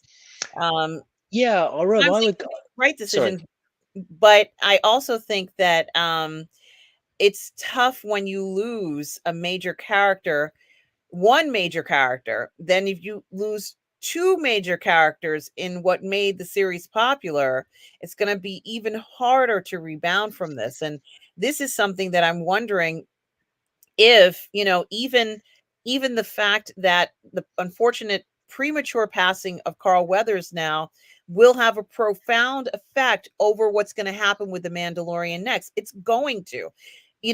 I'm not going to go ahead and pretend like he can be replaced as a character we've lost Gina Carano, who was the most popular woman on the show. Now you've lost Grief Karga, an incredibly important character on the show. You can't just create somebody and have them pop up and they're going to be as good as those two characters. So my question, to be honest with you, really is, I'm wondering if this is going to have any influence over this vote that's coming up. I don't think you can go to the average stockholder and say, well, they lost this person, this person, they're supposed to have a movie coming up. This is going to profoundly affect the value of one of the major IPs on there. But you and I both know it's going to. Like, it's going to, going forward. I don't know how they're going to fix this. And I'm worried that the Mandalorian film might even have to be delayed for this, Russ. I don't think you can just pluck another actor from somewhere and put him down for that role. It's going to I have a domino effect, just the same way that, as far as I'm concerned, the reason why season 3 wasn't good was because Gina Carano was not in it. Well, that's true. Everybody loved Gina. I would posit and argue it depends on what comes out first, even if we get a Mandalorian season 4. Okay, so let us assume that we will be getting one, and this news is now delayed Filoni's movie. The Mandalorian could refer to Din Djarin. The Mandalorian can also refer to Bo-Katan because she is a Mandalorian as well. And this has been hinted at before. Is it just the Mandalorian? Like, who is the man? Well, he's one, she's one too. You could argue people would be annoyed, but as we've discussed at length, and it's been discussed on other forums far more vigorously than it has been here, Disney don't give a fuck who they upset. They're just going to do what they do. So perhaps Mandalorian season 4 will be nothing to do with Din Djarin. Perhaps it will just focus on Bo-Katan. Perhaps they'll engineer a way for Grogu to be with her, and they just close the book on that story, or they've closed the book. He's reached the end of his arc, and now he's off on a new adventure, and it's nothing to do with Grief Karga, and they just move away from that planet. Oh my goodness. It is something to think about. Nathan Trujillo says voting out those 2 board members will be symbolic gesture, just a symbol. And yeah, you're probably right. See, this is what I'm curious about is, though they seem quite focused on those 2 individuals, but is there going to be systematic voting over the next few years, where even if they did change those executives, I don't really hear very much about change of, some other areas in this. The And culture has to change from the top. Their brand values, their mission statement, as you said, their brand values, their core company values needs to filter down and change. That will take time, but not that long. I mean, I worked at a big oil company for a number of years. BP, I was at, and when we had Tony Hayward, and the company went one way, and then we had the disaster in the Gulf of Mexico, and then the new guy came in, and it went. Bob Dudley came in, and it went completely another direction. It doesn't take long, not too long. It can happen within a year or two. Like they said, no, we're not doing this anymore. We're doing that, and that's the way it's going to be. And release press releases and statements and say, no, this is the direction the company's going. And then you cross your fingers as a CEO and hope you've made the right decision. yeah, and Jamin's concerned about the price of food, that this power struggle's affecting that. It is, Jamin, it is. Stavros talks about the term "go woke, go broke," while being heinous implies to everything. Mm. Nathan's the only one who's answered this question so far. Like, maybe even with the exception of Mikey Lito. Thanks, Mikey Lito. Mikey Lito says people forget that the entire planet shut down for about 2 years, and Disney's in far-flung businesses. People like Peltz see Disney as a cash cow and only wants to plunder the company. Oh, that's a good one. Thank you, Mikey Lito. That is certainly very interesting comment. Yeah, maybe you're right. I have no idea if that's the intention here. It's something to think about, isn't it? No, I don't. I have nothing to do with that. So no, I don't do any stuff like that. This is general knowledge, Sean. However, if you do, please feel free to chime in. We are not giving out advice or anything like that. This is just a fun conversation. And Darth Plato's like, who would you sell Star Wars to? It's like a question. Old Yorkshire Geek says Disney has made a hash, yeah, of Marvel, Indiana Jones, Doctor Who, Pixar. Yeah, it's been a rocky road, guys, a rocky road. Thank you. Well, I don't like to compare the two, Darth Plato, because as far as I'm concerned, it's comparing apples to oranges. And certainly they had plans to go forward. I do believe that Carl Weathers was going to be in that Mandalorian and Grogu movie. Oh yeah, So I'm not quite sure whether one is more damaging than the other. I don't know whether I could compare that, but there certainly is. It's quite an unexpected event, and sometimes with these unexpected events, they've already had scripts written and everything like that. You're not going to be able to go forward with this. We see I, what's happened when something like this happens. I I, think I what don't you're know. right with the Mandalorian movie because Grief, as much as we love Carl, and like I said, when I saw him there, my heart just went so warm. It's like, oh my god, there's fucking Apollo Creed in Star Wars. However, Grief is an ancillary character. Things could happen without him. As I say, you open it up with his funeral, and then you've got um the new boss of that area. Be it might even be Mando. He might be voted in, or probably it could be a chick that's lame and gay. We don't know who's, but that's kind of he's not a major character. He's a facilitator and an ancillary character. So the impact won't be that great in terms of the story. I don't think. Yeah, and Sean makes a good point about the controversy following Gina. Why would Hollywood bring her back given they fired actress Melissa Barrera from Scream for similar issues? Well, Sean, do you think there will ever be a shift in values, or do you think this is how things are always going to be? I think it'd be interesting if you all think that woke is going to be there forever. Do you think it will, Sean? Um, If I uh, might say, I'm very, very, very, very interested to see what happens in. Well, I can't really trivialize this. What happens in your election in November is going to have profound world-changing consequences in terms of the conflicts that are going on and all those sorts of things. If who we think's going to win does actually, we're going to win. It's going to be the greatest thing. Yeah, if he wins, which looks like he's crushing it at the moment. The geopolitical situation aside, which is serious and not for a family show like this one, but the how is the entertainment blogosphere, metasphere, whatever it is, ecosystem, that's the word I'm looking for. How is the entertainment ecosystem going to react? Because in 2016 it had an anal prolapse of epic proportions at the election of everybody's favorite dude.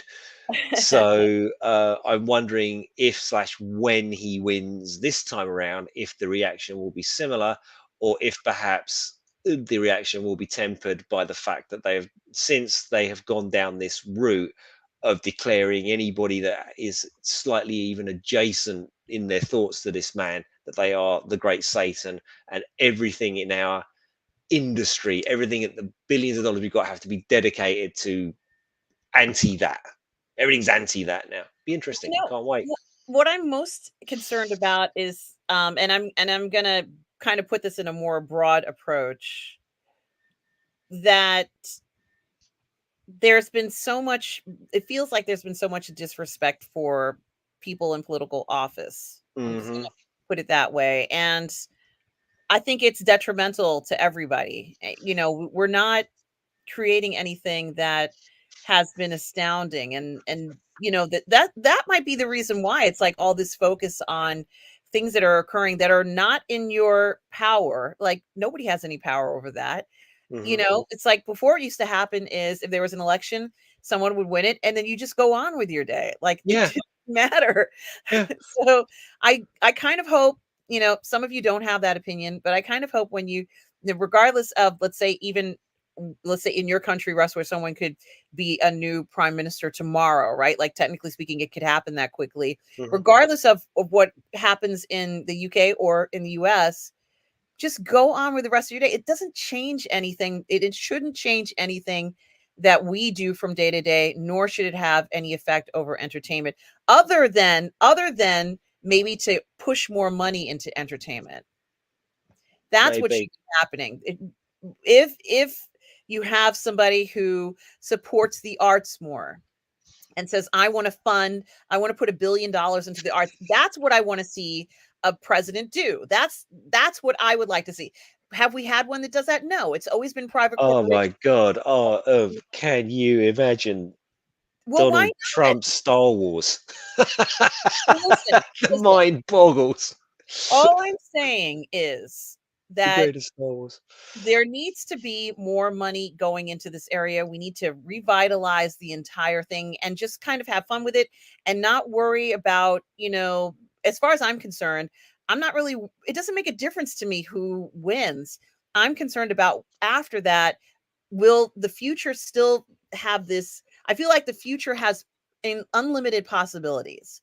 And a Mm, lot of mm. times there's a lot of this resentment towards different things, and I just want people to just release that, it's release it, and be able to kind of think, well, you know what, we're still going to have fantastic shows, because when a show is bad, we won't support that show. Well, yeah, and I think that's rather the point. And it's one of the things that the people that founded social media. You saw that documentary about the unsocial network or whatever it's called. These guys, maybe they were acting for the camera. I don't think they were. Like they all basically said, look, we had no idea that it was going to turn into this. When we created a like button, we didn't want people to be hanging themselves because they didn't fucking get enough likes. And this is asinine. But the thing that this technology and all of its wonderful, and it does wonderful things, is also it's made people so polarized, so atomized, that and the value, the endorphin, the physiological value that people get from making themselves right online is like crack cocaine. Like people just seething with the need to be right, to make Yeah, themselves right. Often yeah. said about Brexit, which we had over here in the same year. You had the Donald, and I remember that just the reaction of all the liberal intelligentsia that I used to work with at BEP, like they couldn't. The irony of it, they're all massive leftists and they're working for a fucking oil company, which was absurd in and of itself.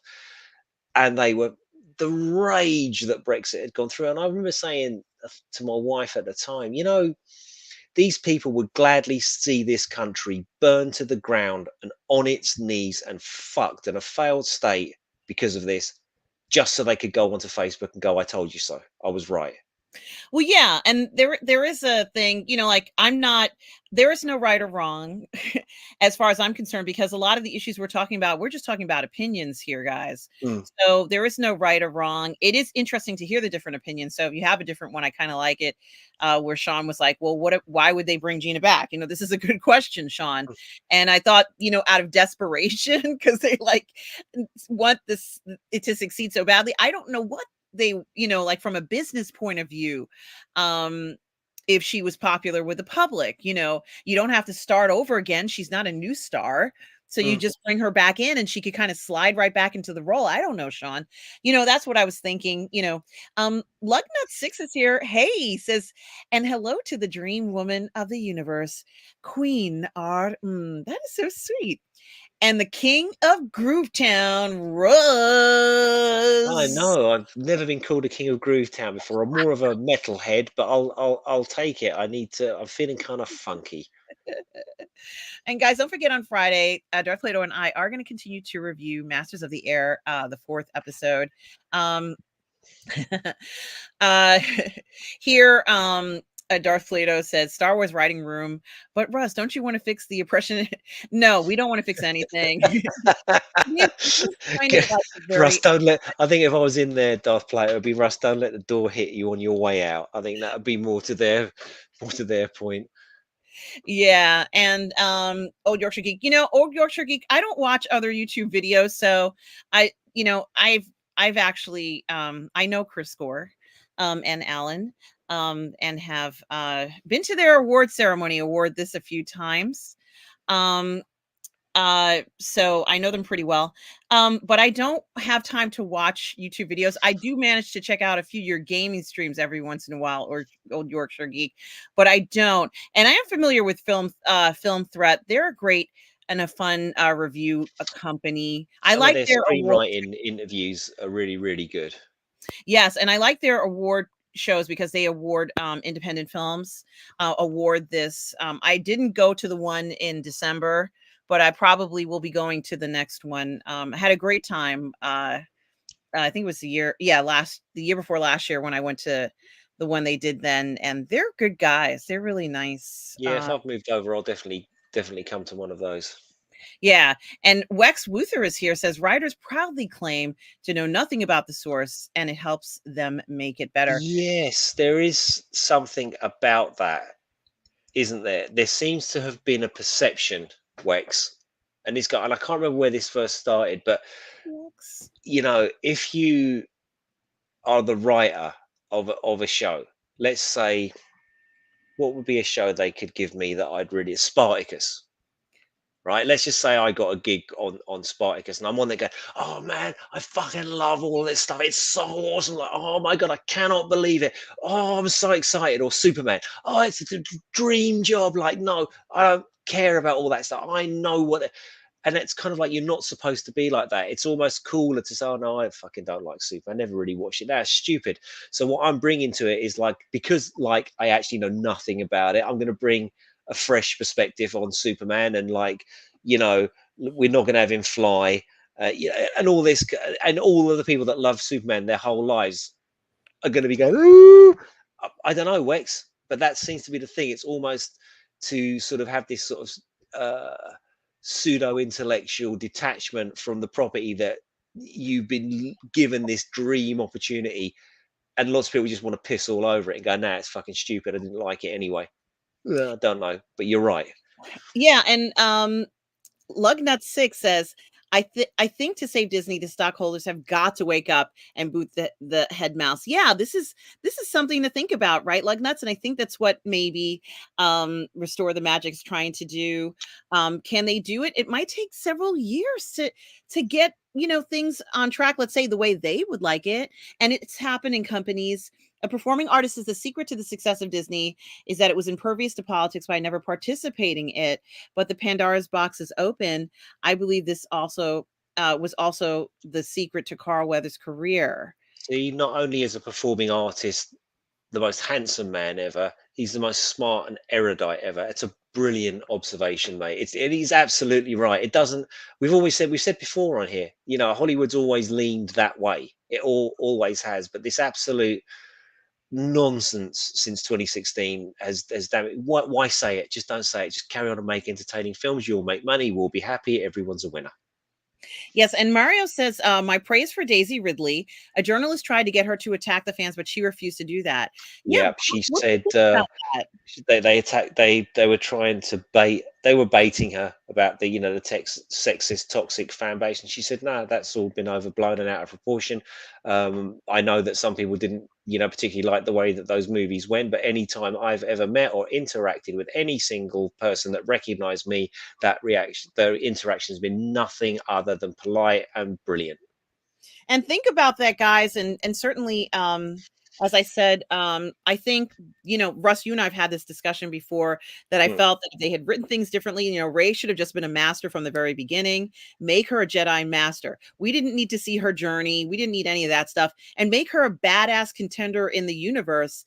And it would have had so much more relevance. I think we didn't need to see her struggle and all that shit. I wanted her to be confident, badass, and then have this meet up with Finn and realize that he's force sensitive, but then she falls in love with him. I love the love stories. And she has to hopefully keep him away from the baddies. But that was what I wanted to see with the whole thing. And I think she could have done that, Russ, like in the role, having respect for the fans and her verbally saying that. I think it does mean a lot. And we don't know what, if they do make new films with her, we don't know what those are going to be like. But So, look, it's a classy move, isn't it? Cavill did the same thing about the Snyder fans, and he said, "Oh, these terrible toxic people and all the rest." He said, "No, they're not toxic. They're just passionate. They've got every right to voice their opinion, and I welcome all opinions, not from one side or the other." Class act, Daisy Ridley, class act. Somebody pointed out The Marsh King's Daughter, which I've not yet seen, but I've only heard brilliant things about her performance in that. So yeah, I mean, and I think one of the great things, even from the most visceral Disney haters in this sphere of the internet, you know, your nerdrotics, and they really fucking hate Disney, right? But no one's got a bad word to say about her. They don't like the character, but they say, oh, she did a brilliant job and she seems like a lovely person and she did the best that she could given the script that she was given. So there's a lot of love for Daisy Ridley for sure. Absolutely. Tom talks about someone telling him he has to defend why he likes something or doesn't like something. Yeah, I'm not a good defender when it comes to that. I can analyze something, but I can't explain why I like or dislike something. You either just like it or you don't. And it's just something inside of you that makes you like or dislike something. So I don't see how you'd have to defend that. Tom, and thanks for bringing that up. He says you can I have your think opinion. Yeah, I You think know? he's, it's a brilliant, it's a correct observation. But again, I take it back to this needing to make yourself right on the internet. Yeah, Like, yeah. let's, my favorite person now, Lord and Savior Zack Snyder. Right, I love his stuff. You're wrong. No, what I really like is that no, you're wrong, and you're a bad person, and you're an idiot, and you don't understand Superman. You don't understand. No, I just like his stuff. No, you're terrible, and that's where it starts. And then you get the fuck you, and then you fight back, and then da da da da, da, and everyone has to be right. But you know what, Tom? That's probably the route we should all take. And I have been trying to, as I get older, it's the route I do tend to take. It's like, I love Zack Snyder. He's terrible. He's the worst director. Da, da, da. Well, fuck you. I don't care what you think. You're an idiot. I'm not going to waste my time with you anymore. Right? That's the attitude to have. Right?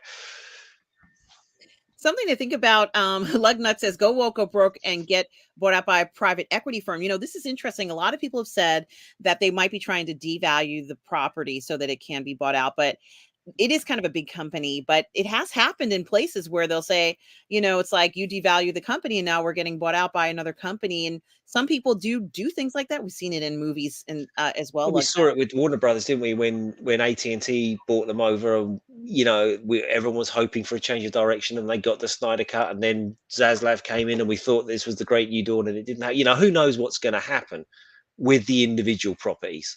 Like let's say Nelson Peltz wins, but do they chuck out the sequel trilogy? Do no, they no. resurrect? Or do they stop making Marvel movies for a period of who knows what's going to happen? Yeah, we don't know what the future will hold. It might be honestly like 10 years before there's any major shift. Mike Alito says, frankly, I don't think the general audience knows or cares about financial machinations and have an overly simplistic understanding of decisions made by. Yeah, Mike Alito, you're probably right. Mike Alito says the Disney purchase of Fox is an example. So Yeah, but you know what? With Disney's purchase of Fox, actually, the franchises that I love, Predator and Alien and all that kind of thing. It's almost like, when you're in a business meeting and you have to let out a fart and you have to do it silently. They're almost sort of like leaking out these like really epic Alien and Predator things. Because what I've heard about Romulus and what I've heard, and I was really anti Noah Hawley's take on Alien. For I'm not going to lie, like I was like, oh no, messing with the canon. But the more I hear about it, the more I'm like, do you know what? This might be Prey again. This might be really, really, really good. And I love the idea of Romulus, so I'm looking forward to it. So it's not like everything they do is satanic and evil. It's just most of the things that they do that's satanic and evil is to the properties that we've grown up loving. But Alien and Predator just seem to be out. They're almost like the Andor of Disney is Fox, in that it sort of like seems to be out of a way, shot in a rainy cliff somewhere in North Yorkshire. Sorry, old Yorkshire geek, and isn't under the same microscope as their bigger properties are. So hopefully we'll get some great stuff out of that. yeah, and I love some of the comments here where um, uh, the Mandalorian, the comment that Mario says it was the Bo-Katan show.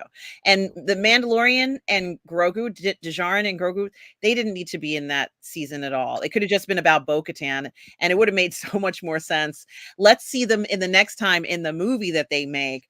And then it would have been enough time for Grogu to kind of be with Luke and learn because he needed to be with Luke for at least, I'd say 5 or 6 years. This is my personal. Yeah, but it was silly bringing him back. But I wonder if the Grogu train is still a thing. I mean, how long has the Mandalorian been out? Like 4 or 5 years now. Yeah, this is the 4th. This would technically speaking be like year 4. It started in 2019, Yeah, so but is it year? Oh, so it's 2019, so it's year five.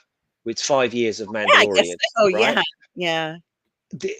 Does Grogu still have the same value in terms of selling plushies and selling things, and the long tail value that we often talk about? Yes, he Because is still selling plushies he's and yeah, well, you see that's it. You see, because the whole idea of him being attached to this now is kind of a bit, I don't know. It's like now it's not even the Mandalorian show; it's the Bo-Katan show with Grogu, and Din Djarin's just there because he's with Grogu. So if you went down this road with Bo-Katan season 3, which is what it was, and you just scrapped Mando and let him live out his retirement in his 3 bed 2 bath house that Apollo on Creed built Navarro. for him. Yeah, Mhm. you just go right now. We're talking about Bo-Katan and her journey and what she's doing, but they can't because you've got the anchor of Grogu that's their cash cow. So it's a difficult decision to make. Sorry, I'll shut up because we've got loads to get through. No, no, that's totally right. We know that they inserted Grogu, just he was an insert, an afterthought, trying to pull back a struggling show. We know it was a desperate act, if you will, Mm, and it didn't work. And I do love Katie Sackhoff. She's a fantastic yeah, me actress. too. She didn't need to piggyback on Grogu at all. No, she doesn't. She would have been fine on her own. This could have been a very sassy Mandalorian show where she, fights and wins back her team and, hooks up with that cute other Mandalorian who took the team from her. Yeah, That guy, I don't remember his name is Cassavetes, not Cassavetes. He's got like it sounds like it could be a Greek name. I'm not sure if it's Greek, but he's this really attractive Mandalorian guy. I'm like, I'll why tell you can't what. romance? Yeah, I'll tell you what. If you want your empowered girl bosses, bring back Gina and have her Rangers of the New Republic go up against Katie Sackhoff's Oh Mandalorians. my Because god. then you don't have heroes and villains. Then you've just got antagonists, and who's going to win that fight, I love it because remember they were side by side when they rescued Grogu the first time, and right? now And then they they'd have to go against each other because Bo-Katan's all Mhm. about one thing, and Cara Dune's all about something else. Especially if she's back with the Alliance now, or what they call the Republic now. That Yeah, could be Cara Dune cool. doesn't care about power. She just wants to write things, but Bo-Katan wants power. Mm. Ish, I think. That might butt heads with the Republic, right? And then you'd have this whole thing where you've got Cara versus Bo, and Mhm. I'd watch that for $1. Oh hell yeah. They'd have I Cara know, Dune. I know the quote is, "I'd buy that for $1," but I would watch that for $1. Me too. Stubble McShave says 1.5 seasons of okay Mandalorian post Return of the Jedi is not enough to lift the dead carcass of. Yeah, Yeah. you're right. You're Can right. I Yes. comment on this? Yeah, I was gonna say this earlier on, right?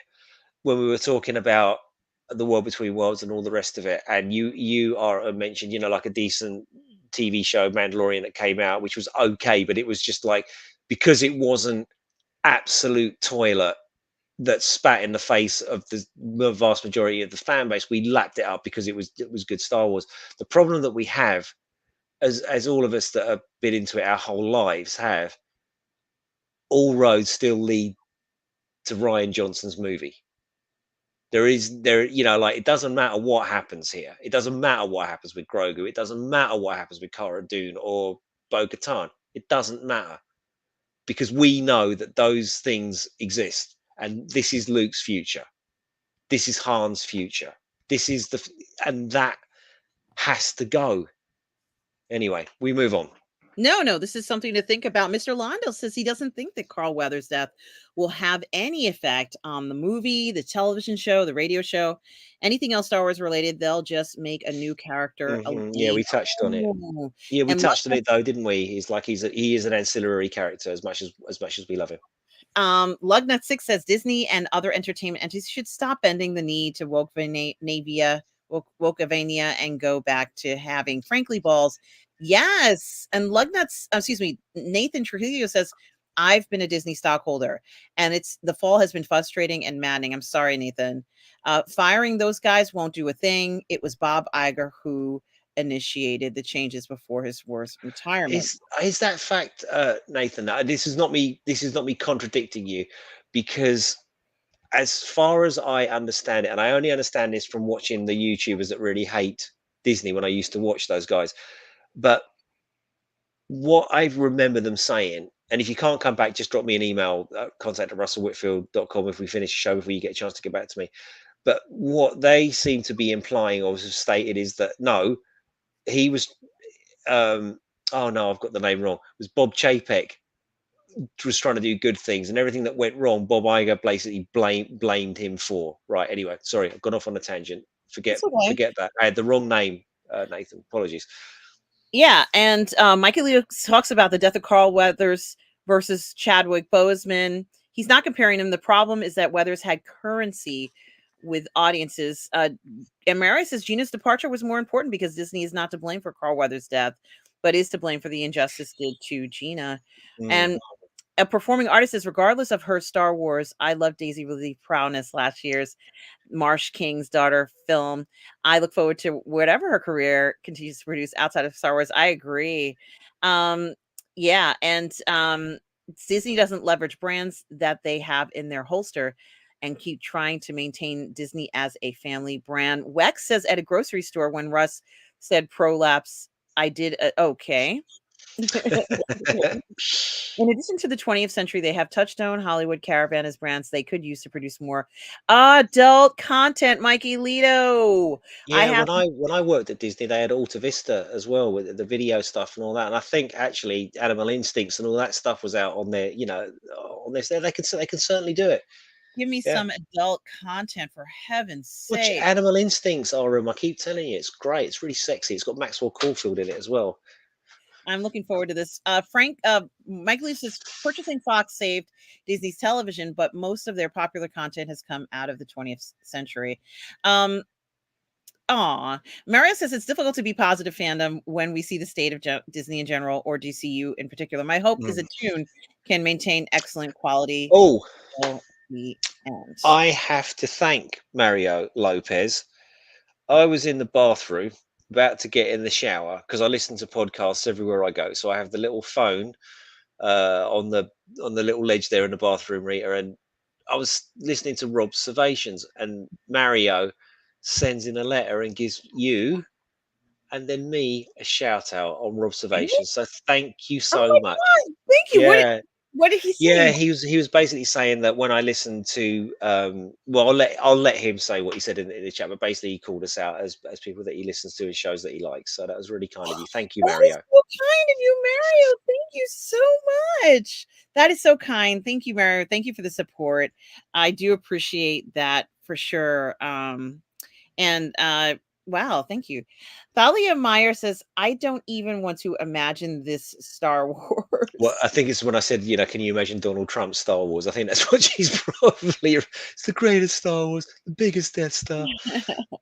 Jamie D wants to know if you've ever had an idea to write something like a Conan or Tarzan suit, sword and sandal kind of thing.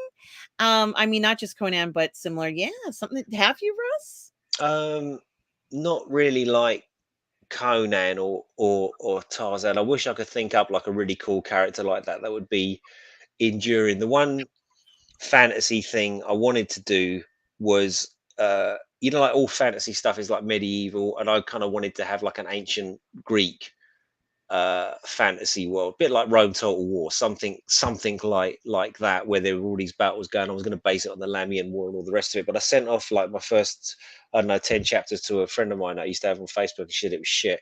So I never bothered continuing with that. But no, not a Tarzan or a Conan, unfortunately. Yeah, that would be very interesting to see. And Dino Dinosaur says in 2022, Biden's executive order on promoting the arts and humanities and museum and library services, 201 million for the National Endowment of the Arts. That is wonderful, Dino That's good, yeah. Dinosaur. Yeah. And Mario Lopez says Star Wars for modern audiences, new remake of Empire Strikes Back, Han Solo, I love you, General, no longer Princess Leia. I know. Ah, interesting. I thought, don't you mean Hannah Solo? I think because it would be female Han Solo, wouldn't it? Be Hannah Solo and General Leia. There you go. Um, uh, Mikey Lito says Superman runs into a building and knocks it over. Yeah, Mario Lopez says, after all, what did Finn want to say to Ray so much? I He know, but said, he kept I shouting, know, didn't he? I know what he wanted to say. Come on, let's go and uh get together and forget all this nonsense. Let's step away from all this craziness and just go and run away with me. Um, let's see. Uh, yes, Michaelita says the fact that Disney is a large company with diverse businesses is attraction for a plunderer. Wow, you guys have this is very interesting. I And Mikey's really got it in for Nelson Peltz. I suppose Yeah, you've got. I guess you've got more information he about him. does. Yeah, he does follow Yeah. a lot of those companies, and I don't. So, Lugnuts' Paramount Global, for example, is being eyed by Byron. I heard about this by Byron Allen and some private equity groups and WD Discovery, among others. Yeah, I would be fine with Byron Allen picking that up. He is. It's been a while. He's been eyeing it too. I like Byron Allen. Mario Lopez says Disney and Warner Brothers should have the fans supporting their product, not against them. Fans are still very important. Yeah. I Yes. think we've spoken about this a lot. That Rob always says that like nutty fans make up about 20%, not the 80% that actually makes the money. And you can't argue with that. But I do think that the Rob was talking about this on his show as well. The long tail, about how films could make so much money on DVD and video and things. And I know that's no longer the case. But when we talk about the long tail here, it's more about the interest and the discussion and the constant churn of excitement and rumor and YouTubes and this and that. Only fans are interested in that stuff, and that's what keeps your property alive, right? So I And still think it's important. The fans are really, really important in both a monetary term when it comes to steel books and directors' commentaries and all the things I've said before, but also just in loving that property. And the saddest thing is, just to finish up on the Star Wars thing, a couple of weeks ago, a couple of months ago, Thor Skywalker did a poll about what were we excited for about coming up in the next Star Wars, and 45% of people said none of it. And said that he was really sad about that because it really does mean that people don't care anymore. And these are fans that don't care. I mean, are you excited for Ray movie? Are you excited for Mando movie? Are you excited for, Dawn of the Jedi movie? No, is the answer to that is literally no. I'm just not excited for those things. And that's sad because we should be excited for, well, it's just like, no, they're well, gonna, I am excited for them, but oh good. I I'm don't glad you know. are. I'm more excited for the Mandalorian one than for all the other ones, and I'm excited for Andor. So Hmm. those are the ones I'm excited for. I don't know what's going to happen with a new Ray movie. Like I don't know what's going to be in it. So it's hard to know exactly. It's like at least I know with the Mandalorian with Grogu, I'm hoping it's going to be the Mandalorian and Grogu. So I would like Hmm. to see them again. And Andor was a good series, so I'm excited for that. Um, yeah, I mean, I don't know. So a lot of people didn't like Andor, and there's some people who don't like the Mandalorian too. So I don't know. I really don't know how most Star Wars fans feel about the Mandalorian and about Grogu. I'm sorry. I have to get my door. Someone's at my door. Oh, okay. So guys, let's see what else is going on. Yeah, Mikey Lito. Thank you for sharing this information about Iger and comparing him to Peltz. I knew nothing about him. Um, and it's interesting you talked about if they're only interested in making money versus the talent. It's good that you said that because I wouldn't have known that because from the letter, from the way it's presented, it's as if he wants things to be better and that that's his main intention, but perhaps it's not. Um, Tom Jr. Jackson mentions that on SNL they did a skit about the popcorn bucket for the Dune Part 2, the one you've seen this popcorn bucket, right, Russ? I don't like Saturday Night Live. I've never found it funny at all. Sorry. I'm really sorry. I know it's hilarious, but not my cup of tea. Yes, but have you seen the popcorn bucket for the movie Dune Part 2? I haven't seen anything to do with Dune Part 2. Okay. Well, it's a very unusual looking popcorn bucket, and I will send you um the picture of it. Mr. Londell didn't like Finn thirsting after Ray. Interesting. Interesting. Um And Wex Luther says, Russ, a 21st century fantasy writer, goes back into ancient Greece to learn to be a real warrior. Starts the legend of Russelonius. Oh, come on, man. You saying I'm not a real warrior? Fucking have you. I'll have you. No, thanks for that, Wes. Yeah. Russellinus would be probably a lot tougher than me. And Jamin D says he's been reading Conan and made him think of your Gladiator series and imagines how you would come up with an ancient medieval fantasy, as I've enjoyed your writing structure with Oh books. man, thank you. That's very, really very kind of you to say. Honestly, thank you so much. That's really nice of Oh, you. Thank you. this is so nice of you to say, Mari. He says, I said people that I listen to are RMB, Nerdrotic, Critical Drinker, RM, Russ Whitfield, Chris Stuckman, Angry Joe, Jeremy Jans, and a little less Grace Randolph and John Campia. I do like Grace Randolph um, as well. Thank you so much, Mario, for saying that. Um, so let's see. Yeah, Mikey Lito says, I hope season 2 of Andor holds up to season 1. It will, Mikey Lito. And Jamin D says, sorry, I'm whoring for you. Is this whoring? Is that whoring Yes. for you, Russ? But there are very few authors that I imagine writing things I would enjoy reading these days. Well, you can be my whore anytime, Jamin D. Thank you so much. That's Oh so my great. goodness. Let's get together and discuss something, some literary plot holes, perhaps. I love it. Maybe they can be filled. Yeah, hopefully so. Nathan says Iger led Disney to get involved in politics. That's interesting. The Mm, Star Wars fall started under Iger. He dismissed major animation creatives who went to Sony and Paramount. Chapek's managerial changes that cemented it. there we go. Thank you, Nathan.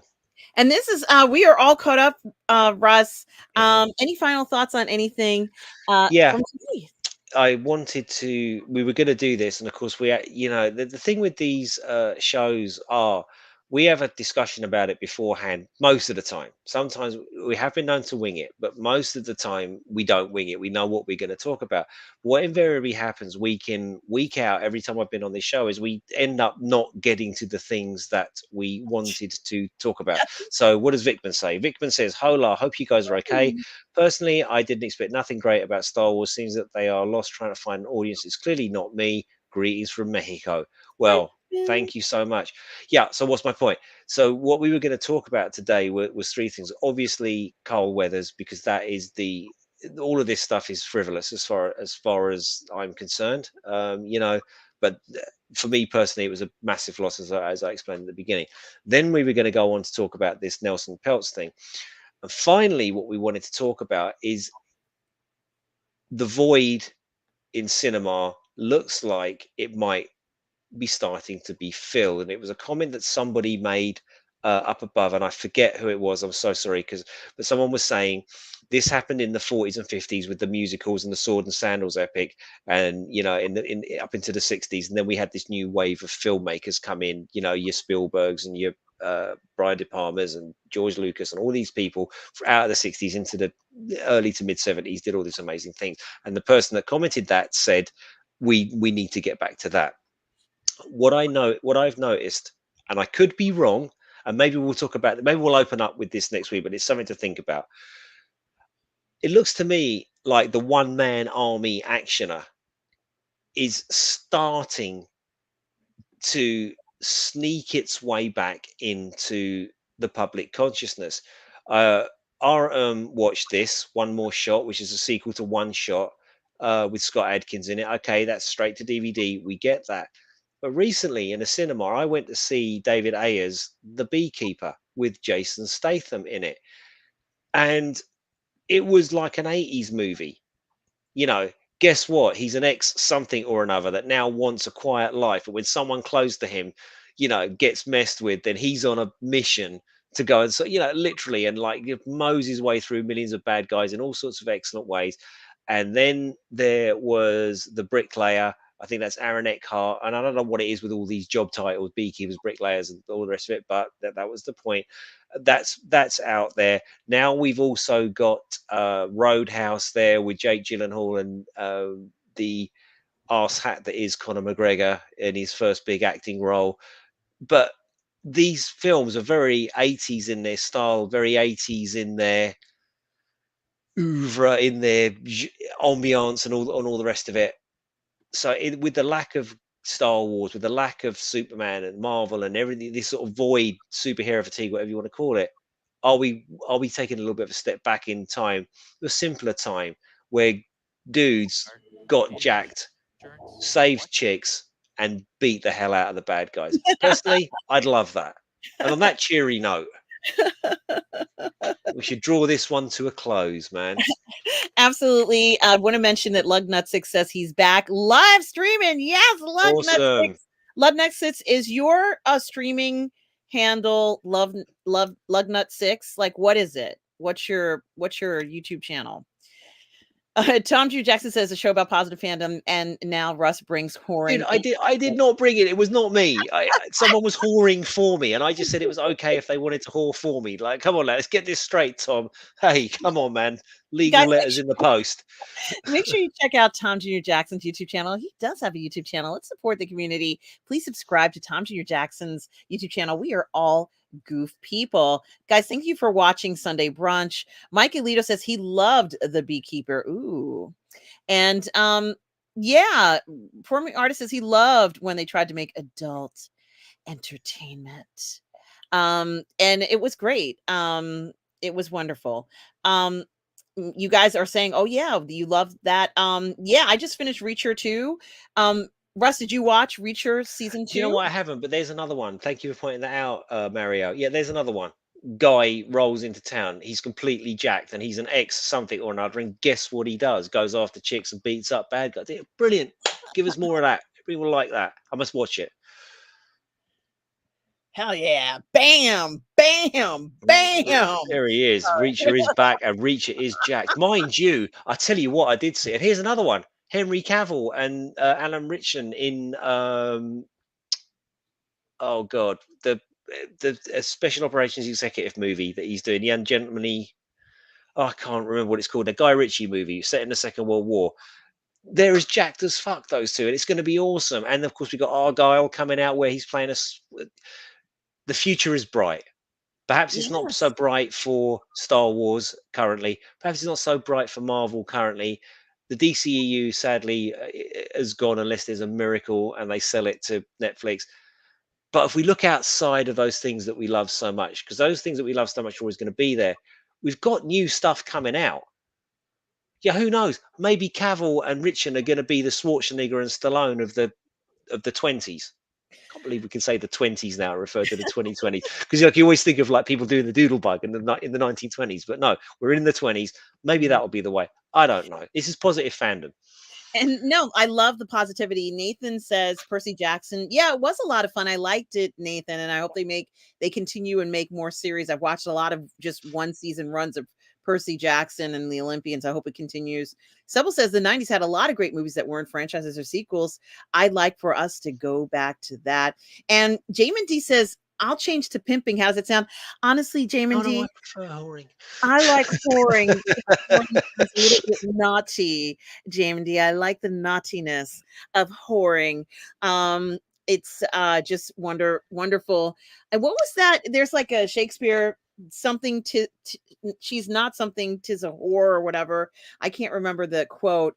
But yes, I just keep thinking of Jamin now. Is Juice Bigelow male gigolo? He's a man whore. Jamin D's a man whore.